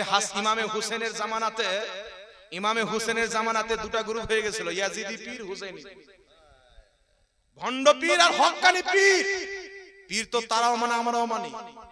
তারা বদআকিদা জোগাড় নাইকে পীর মানে, আমরা খাজা মঈনুদ্দিন চিশতিকে পীর মানি। সুবহানাল্লাহ বলে। ইনাদের কদমের ধুল সমতল হতে পারবে না। এই লোকটা নিজের কিতাব ডক্টর জাকির নায়েকের লেকচার সমগ্রের মধ্যে লিখছে 4 জন মহিলা নবী এসেছেন। আমার মোবাইলে অরিজিনাল কিতাবের ফটো তোলা আছে, কিতাবটা আমার লাইব্রেরিতে রাখা আছে, কেউ আসলে নিতে পারে। স্পষ্ট বলছে ইসলামিক দৃষ্টিকোণ থেকে 4 জন মহিলা নবী হয়েছে। আর আল্লাহ কোরআন পাকে বলছেন আমি কোন মহিলাকে নবী বানাই নাই। এ নিজের কিতাবের মধ্যে লিখছে আল্লাহ যদি মানুষ হয়ে চলে আসে তার আল্লাহ হতে পারবে না। জাকির নায়েক লিখছে আল্লাহ যদি মানুষ হয়ে চলে আসে তার আল্লাহ হতে পারবে না। তো আল্লাহ মানুষ হয়ে চলে আসলে আল্লাহ হতে পারবে না, তো দুনিয়া কে চালাবে? ওর আব্বা নাকি বলে? দুনিয়া কে চালাচ্ছে? আল্লাহ না চালাচ্ছে? তো আল্লাহ মানুষ হয়ে চলে আসলে আল্লাহ হতে পারবে না, মানে আল্লাহ যেন ধ্বংস মানলো কিনা। আর কোন ব্যক্তি যদি আল্লাহ যেন ধ্বংস মানে মুসলমান থাকবে? এই জোরে বলে মুসলমান থাকবে। একাধিক কুফরি আকীদা সে নিজের কিতাবে আল্লাহকে জুলুমকারী জালিম লিখেছে। কেউ যদি আল্লাহকে জালিম বলে, ওয়াদা খেলাফ করনেওয়ালা বলে, আল্লাহকে ফানা হতে পারে বলে, সেই ব্যক্তি কাফির ও মুরতাদ হয়ে যাবে। এই জন্য পৃথিবীর মুসলমান আসল বিদআত হচ্ছে এই দিকে, বলছে পীর মানা বিদআত। কালিয়াচকের মাটিতে একটা ছেলে দেখেছে, ছেলেটার বাড়ি হচ্ছে আপনার এদিকে একটা কি জায়গা আছে সুজাপুর নাকি, ওখানকার একটা লোক আমার সাথে কথা বলে, আজকে 2 বার ফোন করেছে আর ফোন রিসিভ করতে পারেনি।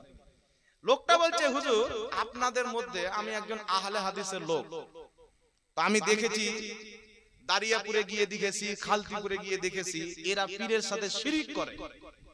আমি বললাম কি শিরিক করে? বলছেন এরা পীরের পায়ে সেজদা করে, পাও চুমুন দেয়। তা আমি বললাম সেজদা কাকে বলে জানো? হযরত আব্দুল্লাহ ইবনে মাসউদ বলছেন সেজদা হওয়ার জন্য 8টা জিনিস শর্ত। পেশানি লাগা, নাক লাগা, 2 হাত, 2 ঘুটনা, 2 পা। কয়টা হলো? 8টা হলো। এই 8টার মধ্যে যদি একটা জিনিস না লাগে সেজদা হবে না। তা আমি ওকে বললাম সেজদা করছে না পাও চুমুন দিচ্ছে? তো বলছে হুজুর মাথা নিচু করলি তো সেজদা হয়ে গেল। তা আমি বললাম বাড়িতে যাবা সকালবেলা দেখবে আপনার মা যখন ঝাড়ু দেয় তো মাথা নচো করে, তো ওটাকে শিরিক বলবেন কি? ওটা তো ঝাড়ু দেওয়ার নিয়ত আছে। তা আমি বললাম যে সব ঝুঁকা শিরিক হয় না। পীর সাহেবের কদম বসি, বুজুর্গ ব্যক্তিদের কদম বসি করা, বাপ মায়ের কদম বসি করা, এটা শিরক নয়, এটা নবী মুস্তাফার শরীয়তে ইবাদত। জোরে বল সুবহানাল্লাহ। রেফারেন্স দিয়ে দিচ্ছি আপনাকে শুনেন। আবু দাউদ শরীফের মধ্যে সহিহ সনদে হাদিস বর্ণিত। নাসিরউদ্দিন আলবানী ওয়াহাবিদের গুরু ঘন্টাল সে নিজে হাদিসটিকে সহিহ বলেছেন। আল্লাহর নবী সাল্লাল্লাহু আলাইহি সাল্লামের দরবারে সাহাবায়ে কিরাম আসলেন, ইয়া রাসূলুল্লাহ ইয়া হাবিবাল্লাহ আমরা ইয়ামান দেশের বাদশার পরজারাকে দেখেছি তারা নিজের বাদশাকে সাজদা করে, তো হুজুর আপনি তো সাজদা করার যোগ্য, আপনার চাইতে বড় বাদশা কি আছে, আমরা আপনাকে সাজদা করতে চাই। নবী বলছেন আল্লাহ ব্যতীত অন্য কাউকে সাজদা করা হারাম। যদি অনুমতি থাকতো মহিলাদেরকে বলা হতো তারা যেন তাদের স্বামীকে সাজদা করে। তো রাসূল পাককে সাহাবী বলেন হুজুর সাজদা করা যদি হারাম হয় তো একটু হাত পাওটা চুমুন দিতে দেন, কদম বসির অনুমতি দেন। আমার আপনার নবী অনুমতি দিলেন, সাহাবারা নবীর হাত চুমলেন, নবী মুস্তাফার কদমকে চুমলেন। এইবার চলে আসেন পৃথিবীর মুসলমান, একই আবু দাউদ শরীফ কিয়ামের অধ্যায় হাদিস। সাহাবায়ে কেরাম বলতেছেন, নবী মুস্তাফা যখন হযরতে ফাতেমার বাড়ি যেতেন, হযরতে ফাতেমা নবীকে দেখে দাঁড়িয়ে যেতেন, নবীর হাতকে চুমুন দিতেন। হযরতে ফাতেমা যখন নবীর বাড়িতে আসতেন, নবী ফাতেমাকে দেখে দাঁড়িয়ে যেতেন, ফাতেমার পেশানিকে চুমুন দিতেন। তো হাতকে চুমুন দেওয়া হযরতে ফাতেমার সুন্নাত, সাহাবায়ে কেরামের সুন্নাত। কদম বসি করা সাহাবায়ে কেরামের সুন্নাত। আর শুধু তাই নয়, পৃথিবীর মুসলমান, ইমাম বুখারী রাহিমাহুল্লাহ নিজের কিতাব আল আদাবুল মুফরাদের মধ্যে সহিহ সনদে হাদিস উল্লেখ করেছেন। নাসিরউদ্দিন আলবানী লামাযহাবীদের ইমাম আবু দাউদ শরীফের টিকাতে এই হাদিসের ব্যাপারে লিখছে, ইসনাদুহু হাসান, হাদিসের সনদ হচ্ছে হাসান। হযরতে আলী রাদিয়াল্লাহু তাআলা আনহুর নিকটে যখন তিনার চাচা, নবী পাকের চাচা হযরতে আব্বাস আসতেন, হযরতে আলী তিনার হাতকে চুমুন দিতেন, তিনার কদমকে চুমুন দিতেন। এই পৃথিবীর মুসলমান, যদি কোনো বুজরুগ ব্যক্তির হাত চুমুন দেওয়া শিরক হয়, পাও চুমুন দেওয়া শিরক হয়, এটা হযরতে আলী জানতে পারলেন না, আমার নবী জানতে পারলেন না, ওয়াহাবি মুল্লা জেনে গেল। কসম খোদার, আল্লাহ তাবারাক ওয়া তাআলা হযরতে আলীকে যা জ্ঞান দান করেছেন, পৃথিবীর কোন মুসলমান বর্তমান জামানাতে হযরতে আলীর জ্ঞানের ধারের কাছে যেতে পারে না। রাসূল পাক বলছেন, আনা মদিনাতুল ইলম ওয়া আলীউল বাবুহা, আমি হচ্ছি জ্ঞানের শহর, আলী হচ্ছে তার দরজা। হযরতে ওমর বলছেন, যদি আলী না হতো আমি উমর ধ্বংস হয়ে যেতাম। এত জ্ঞানী গুণী ব্যক্তি তিনার চাচার কদম বসি করে, হাতকে কদম বসি করে কিয়ামতের সকাল পর্যন্ত বুজরুগ ব্যক্তিদের হাতকে চুমুন দেওয়া, কদম বসিকে চুমুন দেওয়া, এটা শুধু জায়েজ নয়, এটা হযরতে আলীর সুন্নাত। জোরে বল সুবহানাল্লাহ। তো হযরতে আলী রাদিয়াল্লাহু তাআলা আনহু যেটা করেছেন, এখন হযরতে আলীর কথা মানতে হবে কি হবে না? নবী বলছেন, আলাইকুম বিসুন্নতি ওয়া সুন্নতি খুলফায়ে রাশিদিন আল মাহদিয়িন, আমার সুন্নাত, আমার খলিফাদের সুন্নাত তোমরা শক্ত করে আঁকড়ে ধরে রাখো। বুঝা কি গেল?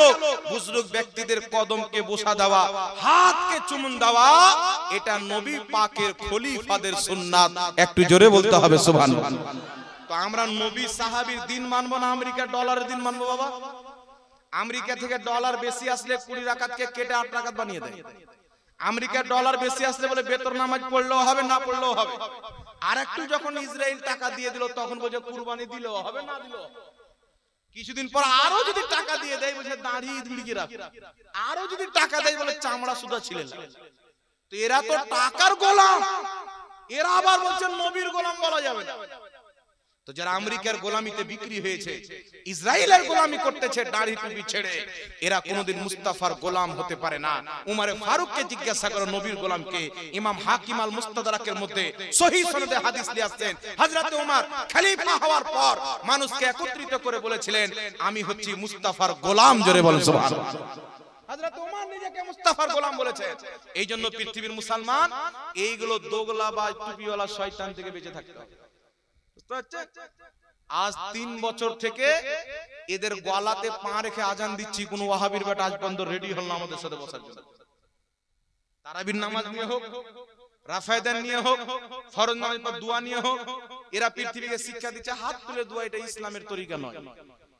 একটা ছেলে বলছে, হুজুর হাত তুলে দোয়া করা কোনো হাদিসে নেই। আমি বাড়ি গিয়ে মাকে বললাম, মা পাংখাতে আমার পাও বানো, তুই পাও তুলে দোয়া করিস না। কি বলবো? ওদের শরীয়তে হাত তুলে দোয়ার হাদিস নাই, তোরা পাও তুলে দোয়া করো। আমাদের নবী বলেছেন, আবু দাউদের সহিহ হাদিস, যখন তুমি বিপদ আপদের জন্য আল্লাহর কাছে কিছু চাইবে, রাফা ইয়াদাইহি, নিজের দুইখানা হাত উত্তোলন করে চাইবে। সুবহানাল্লাহ। নবী পাক বলেছেন, আবু দাউদে আছে, তিরমিজিতে আছে, বুখারীতে আছে, নবী নিজেই দোয়া করেছেন। আর বলছে এবার হাদিস বলে, হুজুর সবাই মিলে দোয়া করতে বলেনি। মুআজামুল কবির লিতাবরানির মধ্যে সহিহ হাদিস ইমাম হাইসামি মাজমু'আজ জাওয়াইদে সহিহ বলেছেন, রাসূল পাক বলেছেন, যখনই একদল মুসলমান একত্রিত হয়ে সবাই হাতকে উত্তোলন করে দোয়া করে, একজন দোয়া করে বাকি সবাই আমিন বলে, আল্লাহর প্রতি দোয়াকারী যা চাচ্ছে তা দেওয়া ওয়াজিব হয়ে যায়। সুবহানাল্লাহ। আল্লাহ কি ওয়াজিব তরক করে? হে জোরে বলেন। আমাদের অবস্থা তো ফরজ ও তারাক করে দিই, কিন্তু আল্লাহ কি ওয়াজিব তরক করবে? অবশ্যই আল্লাহ সেটাকে দান করবে। এই জন্য পৃথিবীর মুসলমান, আল্লাহর নেক বান্দাদের সম্মান আমাদের অন্তরে ছিল এবং থাকবে। সুবহানাল্লাহ। থাকবে কি থাকবে না?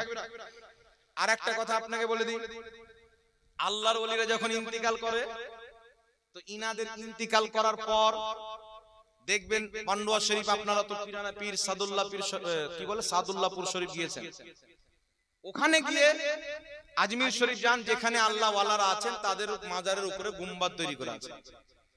মার্কেটে কিছু মৌলবি বেরিয়েছে, নাম আহলে হাদিস, কিন্তু হাদিস বুঝে না। আর হাদিস বুঝবে কেমন করে? যারা নিজেকে আহলে হাদিস বলে তাদের ধর্মের ইমাম সানাউল্লাহ আমৃতসরি সিরাতে সানাইয়া প্রথম খণ্ডের মধ্যে লিখছে, ভারতবর্ষের মাটিতে যখন ইংরেজ ব্রিটিশদের হুকুমত ছিল, ওয়াহাবি দলের আমরা মৌলবীরা গিয়ে বললাম ওয়াহাবি নামটা চেঞ্জ করে দাও। ইংরেজি হুকুমত বলেছিল আজ থেকে তোমাদের ওয়াহাবি নাম চেঞ্জ করে আমরা আহলে হাদিস নাম দিয়ে দিলাম। তাদের কিতাবে লেখা আছে আহলে হাদিস নাম, এটা ইংরেজদের দেওয়া নাম। রেকর্ডিং যদি আমার কথা কেউ ভুল প্রমাণ করতে পারে 5 লক্ষ টাকা পুরস্কার। সব রেকর্ডিং করে আগে সকালে এটাই ছাড়বে। আহলে হাদিস নাম বর্তমানে যারা নিজেকে আহলে হাদিস বলে, এটা হচ্ছে ইংরেজদের দেওয়া নাম, এটা মুহাম্মদ রাসূলুল্লাহর দেওয়া নাম নয়। এই জন্য 1847 এর পূর্বে সৌদি আরব হোক, কাতার হোক, দুবাই হোক, ভারত হোক, বাংলাদেশ হোক, সারা পৃথিবীর মাটিতে 1847 এর পূর্বে ওয়াহাবিদের কোনো মসজিদ নাই, ওয়াহাবিদের কোনো মাদ্রাসা নাই, ওয়াহাবিদের কোনো ভালো প্রতিষ্ঠান নাই। কারণ 1847 এর পূর্বে ওয়াহাবিদের অস্তিত্ব ছিল না। 1847 এ খেলাফতে উসমানিয়াকে ভাঙার জন্য আমেরিকা, ব্রিটেনিয়া মিটিং করে ওয়াহাবি দল তৈরি করেছে মুসলমান। এটা নবীর তৈরি করা দল নয়।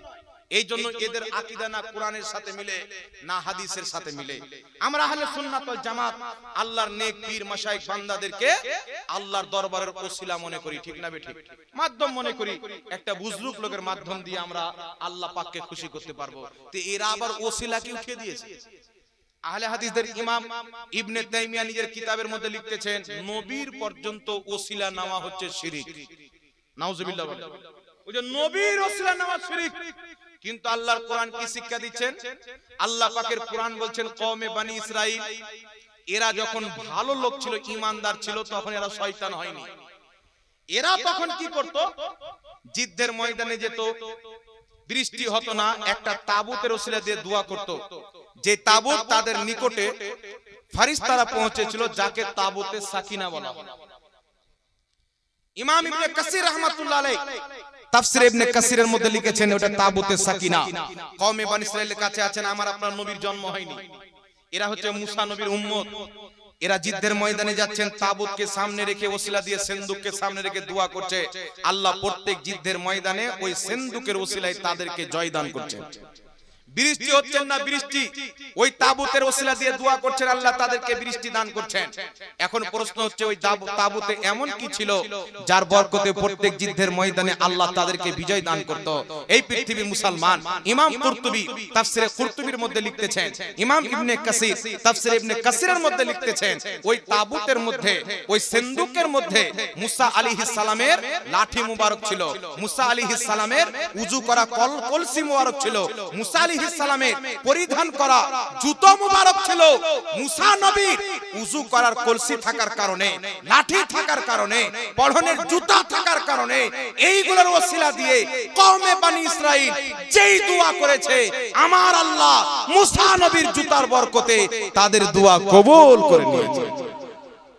তো কোরআন তো মুসা নবীর জুতোর ওসিলা বয়ান করছে, মুসা আলাইহিস সালামের লাঠির ওসিলা বয়ান করছে, মুসা আলাইহিস সালাতু ওয়াস সালামের কলসির ওসিলা বয়ান করছেন। শুধু তাই নয়, এই পবিত্র কোরআন সূরাতুল ইউসুফের মধ্যে রয়েছে, ইয়াকুব আলাইহিস সালাতু ওয়াস সালামের ছেলের মধ্যে সবচেয়ে বেশি ইউসুফ আলাইহিস সালামকে মহব্বত করতেন।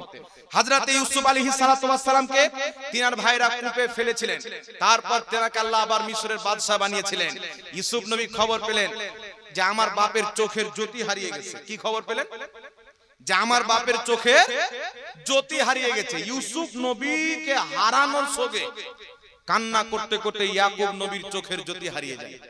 ইউসুফ আলাইহিস সালাম খবর পেলেন, বলছেন আমার এই জুব্বাটা নিয়ে যাও, আমার এই জামাটা নিয়ে যাও, হাজা কামিসি, আমার এই জামাটা নিয়ে যাও, আমার বাপের চেহারাতে রেখে ফিরিয়ে নিবে, আমার বাবার চোখের জ্যোতি আমার জামার বরকতে ফিরে আসবে। সুবহানাল্লাহ।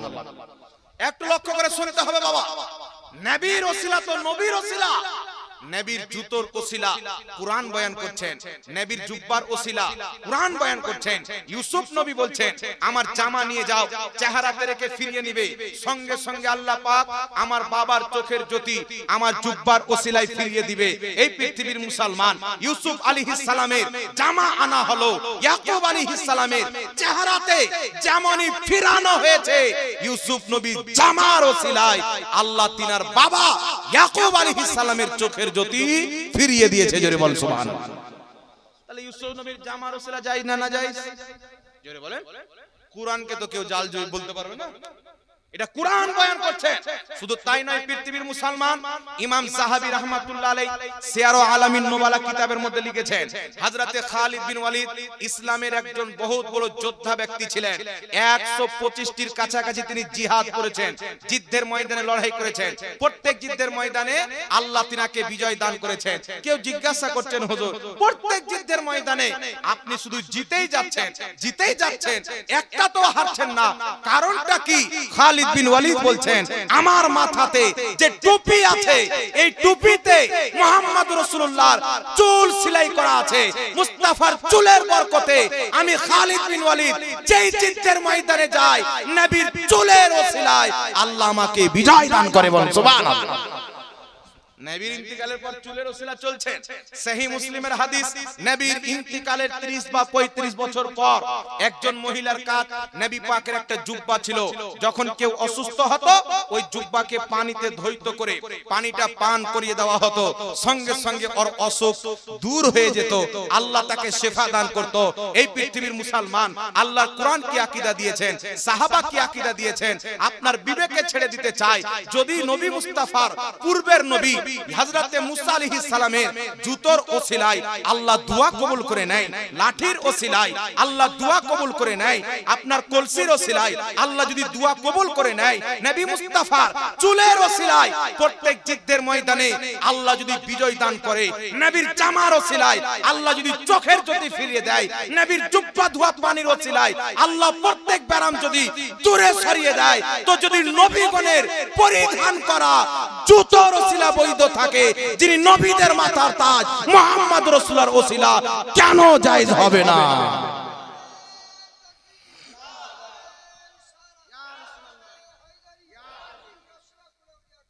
নেই ছোট।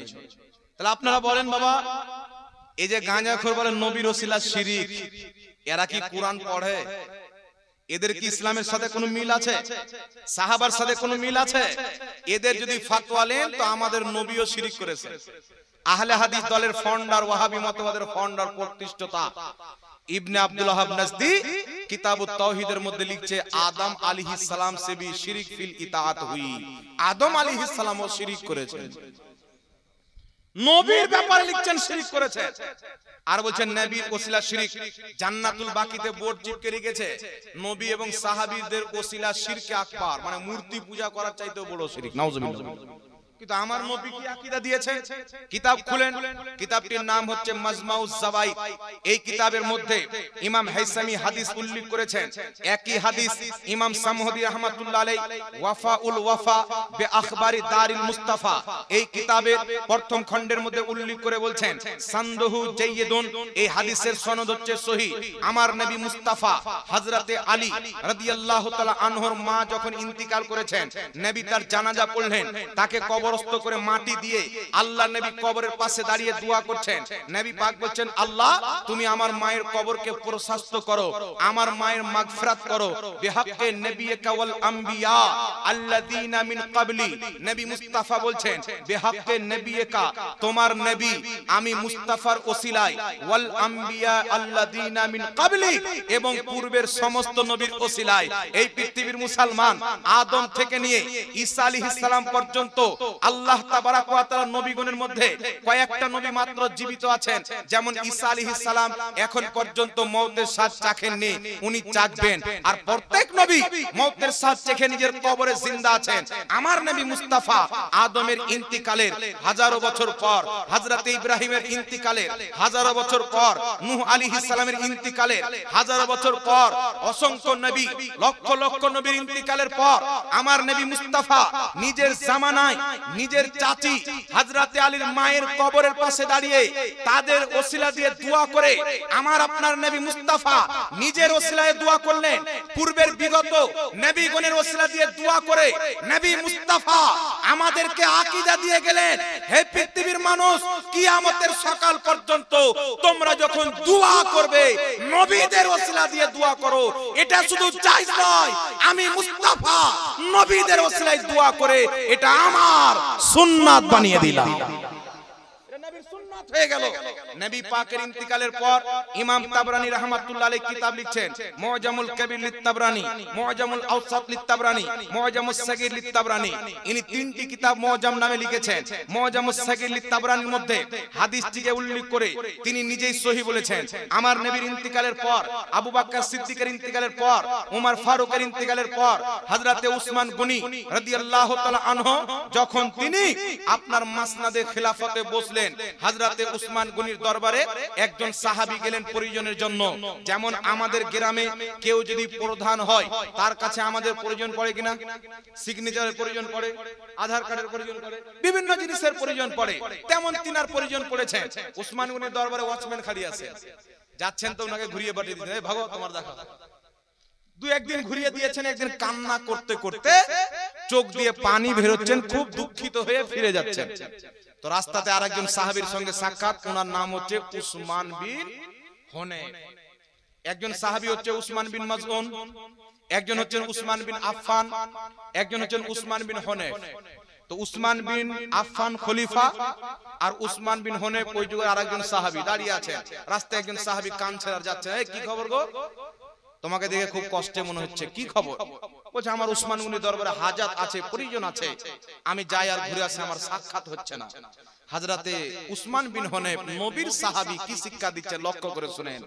নবীর সাহাবী উসমান বিন হুনাইফ বলছেন যে তুমি বাড়ি যাও, সুন্দর করে ওযু করে 2 রাকাত নামাজ পড়ো আর নবীর ওসিলা দিয়ে দোয়া করো, তোমার হাজাত পূর্ণ হয়ে যাবে। কি শিক্ষা দিচ্ছেন সাহাবী? তোমার কাজ হচ্ছে না, বারবার ফিরে আসো, বাড়ি গিয়ে 2 রাকাত নামাজ পড়ে নবীর ওসিলা দিয়ে দোয়া করো, কাজ হয়ে যাবে। সাহাবীর আকীদা ছিল যেটা কোনো দোয়া দ্বারা সম্ভব নয়, মুস্তাফার ওসিলাই সম্ভব হয়। আল্লাহু আকবার কবীরা। সাহাবী বাড়িতে গিয়ে ওযু করে 2 রাকাত নামাজ পড়ে নবী মুস্তাফার ওসিলায় দোয়া করে ওই সাহাবী আবার উসমান গনির দরবারে যাচ্ছেন। তো গেটম্যান বলছে সবাই পরে যাবে, এই লোকটা আগে যাবে। উনাকে ফিরিয়ে দেওয়া হচ্ছিল, আজকে উনার হাত ধরে উসমান রাদিয়াল্লাহু তাআলা আনহুর সামনে বসিয়ে দেওয়া হলো। উসমান বিন মাজউন, হযরত উসমান বিন আফফান রাদিয়াল্লাহু তাআলা আনহু তিনার শর্ত সব পূর্ণ করে দিলেন। হাজাতকে পূর্ণ করার পর বললেন, তোমার যখন যা প্রয়োজন পড়বে, দরকার পড়বে, তুমি আমার নিকটে হাজির হয়ে যাবে। উনি ফিরে আসলেন। এই পৃথিবীর মুসলমান উসমান বিন হুনাইফ দাঁড়িয়ে আছেন, বলছেন ভাই কাজ হলো? জি হ্যাঁ কাজ হয়ে গেল। বলছে শুনো, আমরা বসেছিলাম নবী মুস্তাফার দরবারে, একজন অন্ধ সাহাবী আসলেন, নবী পাককে বলছেন হুজুর আমার চোখের জ্যোতি যেন ফিরে আসে, একটু দোয়া করেন। নবী পাক বললেন তুমি যেমন আছো তেমনই ভালো। সাহাবী বলছেন না হুজুর আপনি দোয়া করেন। রাসূল পাক বলছেন বাড়ি গিয়ে তুমি ওযু করে 2 রাকাত নামাজ পড়ে আমার ওসিলা দিয়ে দোয়া করো, তোমার চোখের জ্যোতি ফিরে যাবে। উসমান বিন হুনাইফ বলছেন আমরা দাঁড়িয়ে ছিলাম, ওই সাহাবী বাড়িতে গিয়ে ওযু করে 2 রাকাত নামাজ পড়ে নবীর ওসিলা দিয়ে দোয়া করেছেন, ঘর থেকে বেরিয়ে আসছেন, আমরা তাকে দেখলাম এমন সুন্দর হয়ে এসেছে মনে হয় জীবনে কোনোদিন অন্ধই ছিল না। একটু জোরে বলেন না সুবহানাল্লাহ। নবী ওসিলা শিক্ষা দিচ্ছেন।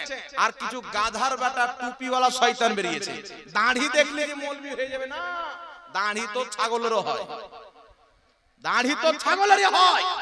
আকীদা যদি সঠিক থাকে, চেহারাতে দাড়ি থাকে, সেটাকে নবীর সুন্নাত বলা হবে।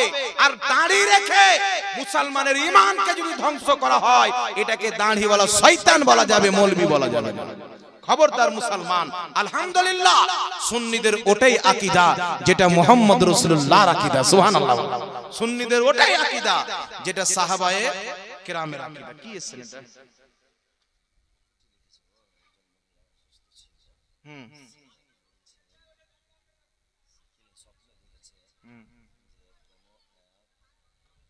মাজারে আচ্ছা এখানে স্বপ্ন তাবিল জিজ্ঞাসা করেছে।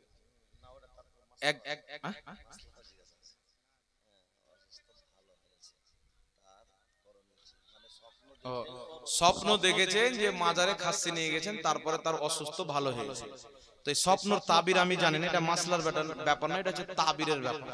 তো যারা দুয়া তাবিজ করে এই প্রশ্নটা তাদেরকে করতে হবে। সমাজে কেউ যদি সুদ খায় তাহলে তার টাকা কিছু নেওয়া যাবে এবং তার জন্য সমাজ কি করবে? মনে রাখবেন, সুদখোর ব্যক্তিকে সমাজে নিয়ে চলা না যায়। যতদিন পর্যন্ত সে সুদ খাবে তাকে সমাজে রাখা যাবে না। এমনকি যে লোকটা যদি মরে যায়, ইমাম সাহেবকে বলবেন তার জন্য জানাজার নামাজও পড়তে না যায়।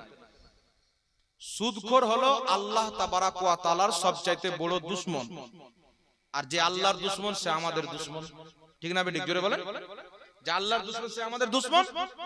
সুদ যেই ব্যক্তি খায়, দেখতে মানুষের মতন, হাত আছে, পাও আছে, চেহারা আছে, সব আছে, কিন্তু অ্যাকচুয়ালি ওই লোকটার সম্মান যদি দেখতে জানা আল্লাহর নিকটে, তো একটা কুকুরের যা সম্মান আছে তার চাইতে নিকৃষ্ট হচ্ছে আল্লাহর দরবারে সুদখোর।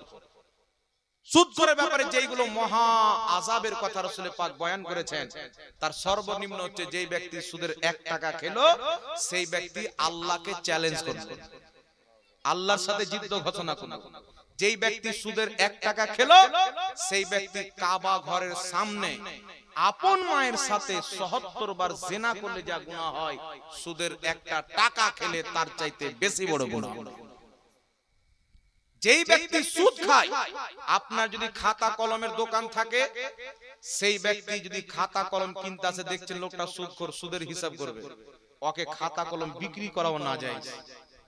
আর কোন ব্যক্তিকে যদি বলে যে এই টাকাটার আমার হিসাব করে দাও, ওর সুদের টাকা যেই ব্যক্তি হিসাব করবে ও ওর মতনই পাপী হবে, ওর হিসাব করাটাও নাজায়েজ হবে।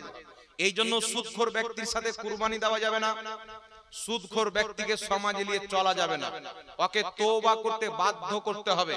যাদের কাছ থেকে সুদের বাড়তি টাকা নিয়েছে তাকে ঘুরিয়ে দিয়ে যদি তওবা করে, তাহলে সেই ব্যক্তিকে সমাজে নিয়ে চলা যাবে। আর যদি তওবা না করে সুদ খেয়েই যায়, তাহলে সেই ব্যক্তিকে সমাজে নিয়ে চলা যাবে না। এটা হচ্ছে মাসলা। বাকি সমাজে আপনারা কি করবেন, ওমালাইন ইল্লাল বালা, নাকি বলেন, বাকি আপনাদের মার্জি। তবে মুসলমান নাম রেখে সুদ খাচ্ছে, এটা খুব কষ্টদায়ক ব্যাপার। এটা বিশাল বড় একটা কিয়ামতের আলামত। এই জন্য তো মুসলমান ধ্বংস হচ্ছে। কোথায় নবীর পথ? আল্লাহ বলছেন আমি তোমাদের জন্য ব্যবসাকে হালাল করলাম, সুদকে হারাম করলাম। এই মুসলমান ব্যবসা থেকে দূরে যাচ্ছে, সুদের দিকে এগিয়ে যাচ্ছে। আবার তো গ্রুপ লোন, বান্ধন লোন, বিভিন্ন রকমের লোন বেরিয়েছে, মানে বাড়ি বাড়িতে সুদ হচ্ছে। আর আমাদের মা বোনেরা একবার কিছু, আমাদের গ্রামে একবার দেখলাম গুল্লি হচ্ছে, গুল্লি। এই সুবহানাল্লাহ, শুনলাম 15-20টা মেয়ে টাকা ভরবে, একবার ওলিবে, একবার ওলিবে, একবার ওলিবে, মানে পাগলি। বলছে আমরা নিজে জমা করতে রাখি না, খেয়ে শেষ করে দিই, তো ওখানে জমা করবো, বাড়তি টাড়তি নয়। 10টা মহিলা 1000 করে দিলে, একজন 10,000 নিয়ে এলে, আর একবার 1000 করে ওই 10,000 নিলে, ঘুরে ঘুরে দেখবেন তো 12। এ আবার কোন মাথা ছিল? ওটা বাড়িতে জমা করলে তো 10,000 হয়ে যাবে 10 মাস। তো মানে এখানে করবে না, মানে এখানে ভিড় লাগবে না। আর ভিড় যেখানে নাই, মা বোন সেখানে পছন্দ করে না। এই জন্য এগুলা করিয়েন না। আল্লাহ পাকের ওসিলায় কেউ যদি সুদ খেয়ে থাকেন, মানুষ মাত্রে ভুল হতে পারে, খালিস দিলে আল্লাহর কাছে তওবা করেন। যার কাছ থেকে সুদের টাকা বাড়তি নিয়েছেন ঘুরিয়ে দেন, ঘুরিয়ে না দিতে পারলে তার কাছ থেকে ক্ষমা চান। সে যদি ক্ষমা করে দেয়, ইনশাআল্লাহ আল্লাহ তাবারাক ওয়া তাআলাও ক্ষমা করে দিবে। ঠিক না ঠিক বাবা? জোরে বলেন। তওবা আছে না নাই? সাহাবায়ে কেরামের মাধ্যমে গুনাহ হয়েছে, নবীর কাছে এসে তারা তওবা করেছেন। আল্লাহ পাক বুঝার তৌফিক দান করুক। সকলে পড়ুন আল্লাহুম্মা আমিন। একবার দুরূদ শরীফ পাঠ করুন, আল্লাহুম্মা।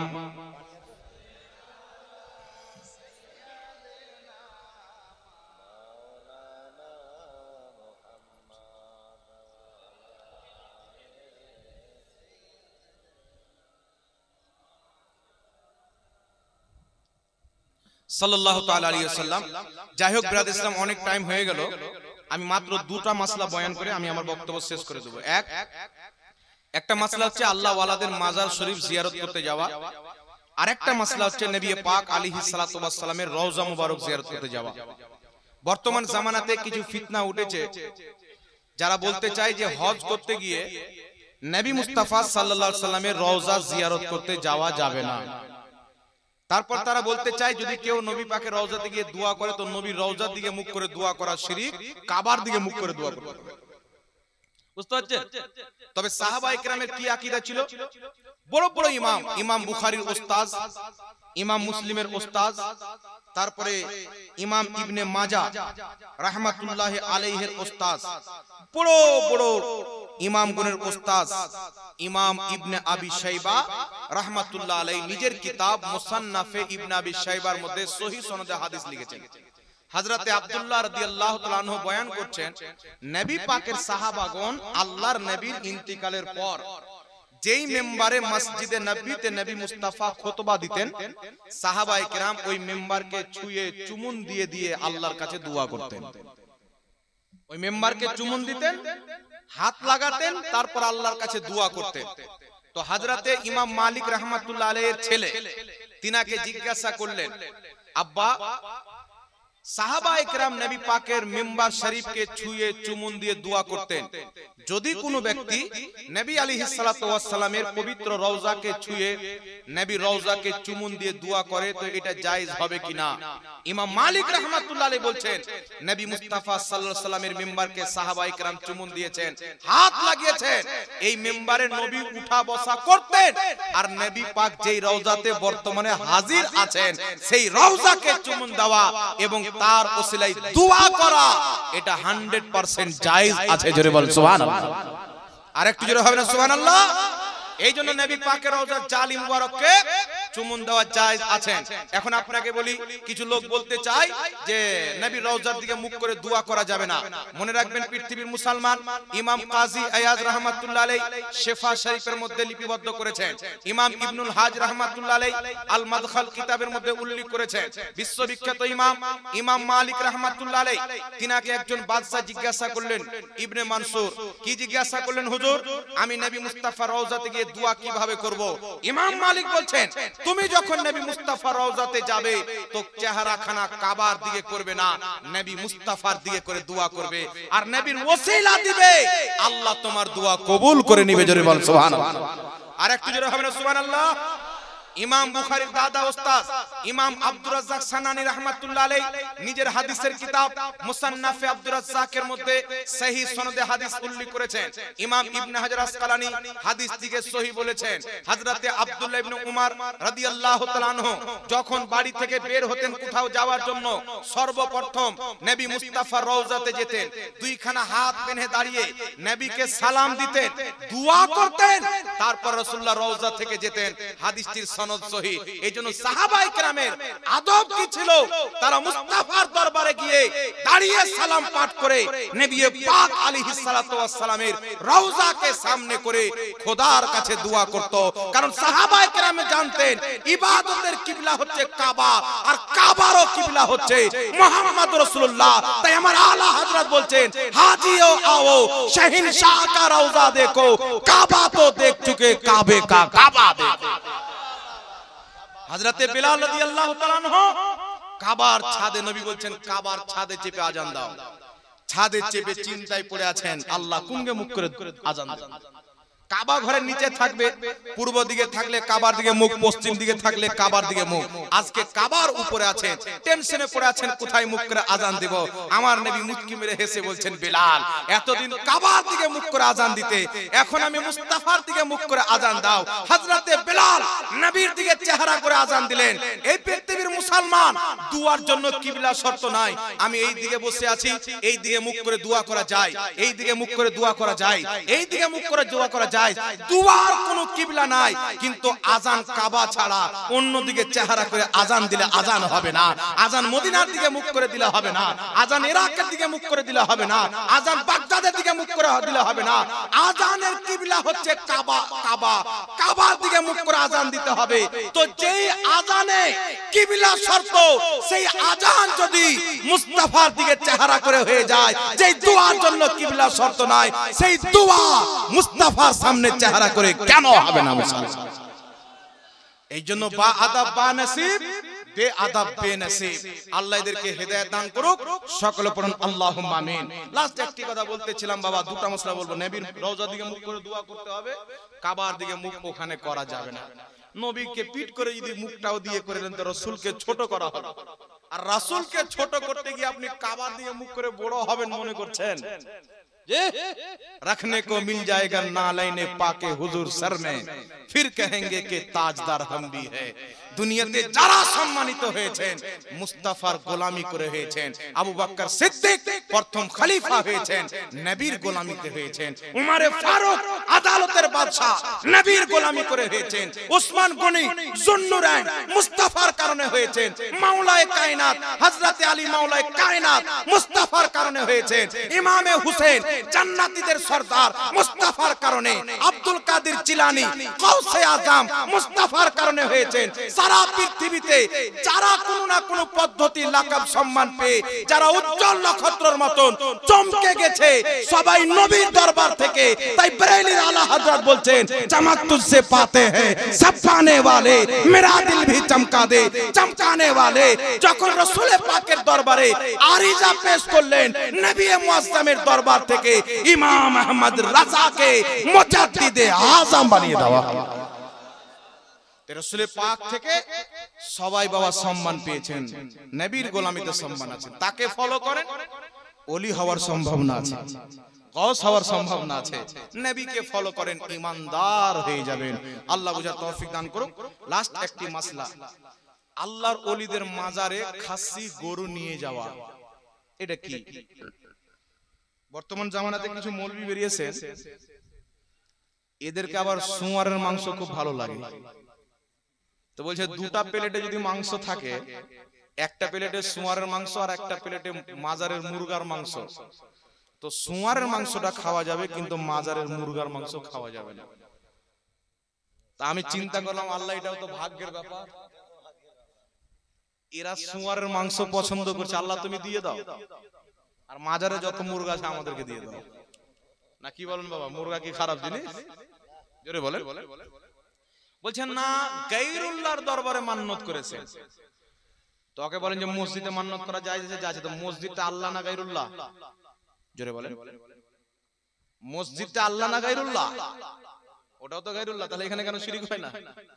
ওই মৌলবীকে আবার বলবে মুরগা মাজারের হোক আর যেখানকার হোক। যে মৌলবী কথা বলেছে বর্ধমানের দিকে আছে গোপাল ভাঁড়, ওর পেটটা দেখবেন তো হাতি সুর আর মুখটা দেখবেন তো মানুষ। হিন্দু ভাইদের একটা মূর্তি আছে গণেশ নামে, উনার বাপ উনার গর্দান উড়িয়ে দিয়েছিলেন। তো উনার স্ত্রী বললেন আমি মোল টোল কুচলে তাকে একটা সন্তান জন্ম দিলাম, তুমি তাকে মেরে দিলে। তো উনি মাথা খুঁজতে গেলে তো হাতি সুরের মাথা নিয়ে এসে লাগিয়ে দিলেন। তো এই গণেশের গোষ্ঠীর লোক হচ্ছে বর্ধমানের গোপাল ভাঁড়, ওর নিচটা হচ্ছে হাতি সুরের, ওপরটা হচ্ছে মানুষের। আর ওর বডি টডি দেখেন, ওর মাথায় খালি একটা ওড়না দিয়ে দেন, মহিলা আসছে না পুরুষ কেউ বুঝতে পারবে না। ওর ক্যাটাগরিটাই হচ্ছে আলাদা। এই হাদিস কোরআন কিছু জানে না, জোকারি করে 2 টাকা কামিয়ে খায় আমাদের সুন্নিদের বিপক্ষে বলে বলে আল্লাহকে 2টা দানা দেয়। এ বলছে মাজারে পড়া মুরগা খাওয়া যাবে না, কিন্তু শুঁয়ারের মাংস খাওয়া যাবে। এই বিরাদর ইসলাম তাদের ঘরের কিতাব থেকে আপনাকে রেফারেন্স দিচ্ছি, শুনেন। ও হচ্ছে দেওবন্দি মতের লোক। দেওবন্দি দলের প্রতিষ্ঠাতা রশিদ আহমদ গাঙ্গুহি ফাতাওয়া রশিদিয়া 488 পৃষ্ঠার মধ্যে লিখেছে, কেউ যদি মন্দিরের প্রসাদ এনে দেয়, কেউ যদি দিওয়ালি হোলির পরাঠা টারাঠা যে হিন্দু মা বোনেরা তৈরি করে সেগুলো নিয়ে এসে দেয়, বা আরো অন্য কিছু মানে পাঁঠার মাংস যদি দেয়, তো বলছে খানা দুরুস্ত হে, এটা খাওয়া সঠিক। এই জয়মা কালী বলে কেটে দিল না, এটা ওদের নিকটে সঠিক। এই জন্য আমি একটা বর্ধমানে জালসাতে গিয়ে বলেছিলাম ওদের এলাকাতে, ওদের বাড়ি থেকে 15-20 কিলোমিটার 12-15 কিলোমিটার দূরে।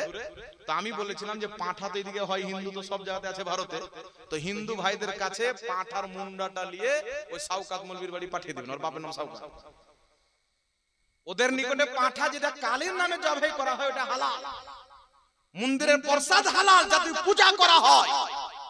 কিন্তু আপনি যদি বাড়িতে ফাতিহা করে দেন তো বলবে হারাম, কারণ এরা নবীর শরীয়ত এদের হজম হয় না। সহিহ মুসলিমের মধ্যে হাদিস, হযরতে জাবির রাদিয়াল্লাহু তাআলা আনহু নবী মুস্তাফাকে দাওয়াত দিলেন।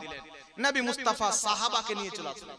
হযরতে জাবির টেনশন আছেন, নবীকে দাওয়াত দিলাম আর অনেক সাহাবী চলে এসেছেন, কি করব, নিয়ে আসছেন না হাড়ি, হাড়িতে মাংস রাখা আছে, ছোট একটা হাড়ি, অল্প বয়সের বকরি ছাগল জবাই করেছে। আল্লাহর নবী তো জানেন, রাসূল পাক বলেন জাবির হাড়ি নিয়ে এসো। হাড়ি নিয়ে আসা রাসূল পাক সাল্লাল্লাহু আলাইহি ওয়াসাল্লাম কিছু পাঠ করলেন হাড়িতে হাত রেখে। বলছে খিলাও সবাইকে। সাহাবী বলছেন আমরা সবাই পেট ভরে খেলাম। হযরতে জাবিরকে রাসূল পাক বলছেন সবাই খেয়ে নিয়েছে, আপ তুমি নিয়ে যাও তোমার ফ্যামিলিকে নিয়ে খাও। হযরতে জাবির বলছেন আমি অবাক হয়ে গেলাম, হাঁড়িটা নিয়েছিলাম মাংস তখন বেশি ছিল না এখন নিয়ে যাচ্ছি তো বেশি আছে। এটা কি বলা হয় ফাতিহা? কি বলা হয়? এটা কি বলা হয় ফাতিহা? হাকিম আল মুস্তাদরাকের মধ্যে হাদিস, একজন সাহাবী বলছেন রাসূলুল্লাহ দরবারে আমরা খাবার পেশ করলাম, আল্লাহর নবী খাবার সামনে রেখে কিছু পাঠ করলেন, তারপরে দোয়া করলেন, তারপরে খাবার খেলেন। এইজন্য খাবারকে সামনে রেখে নবী কিছু পাঠ করলেন, তো সবচেয়ে উত্তম পাঠ করার জিনিস হচ্ছে কোরআন। তাই আমরা কোরআন পাঠ করে দোয়া করি, নবীর সুন্নাতকে জিন্দা রেখেছি।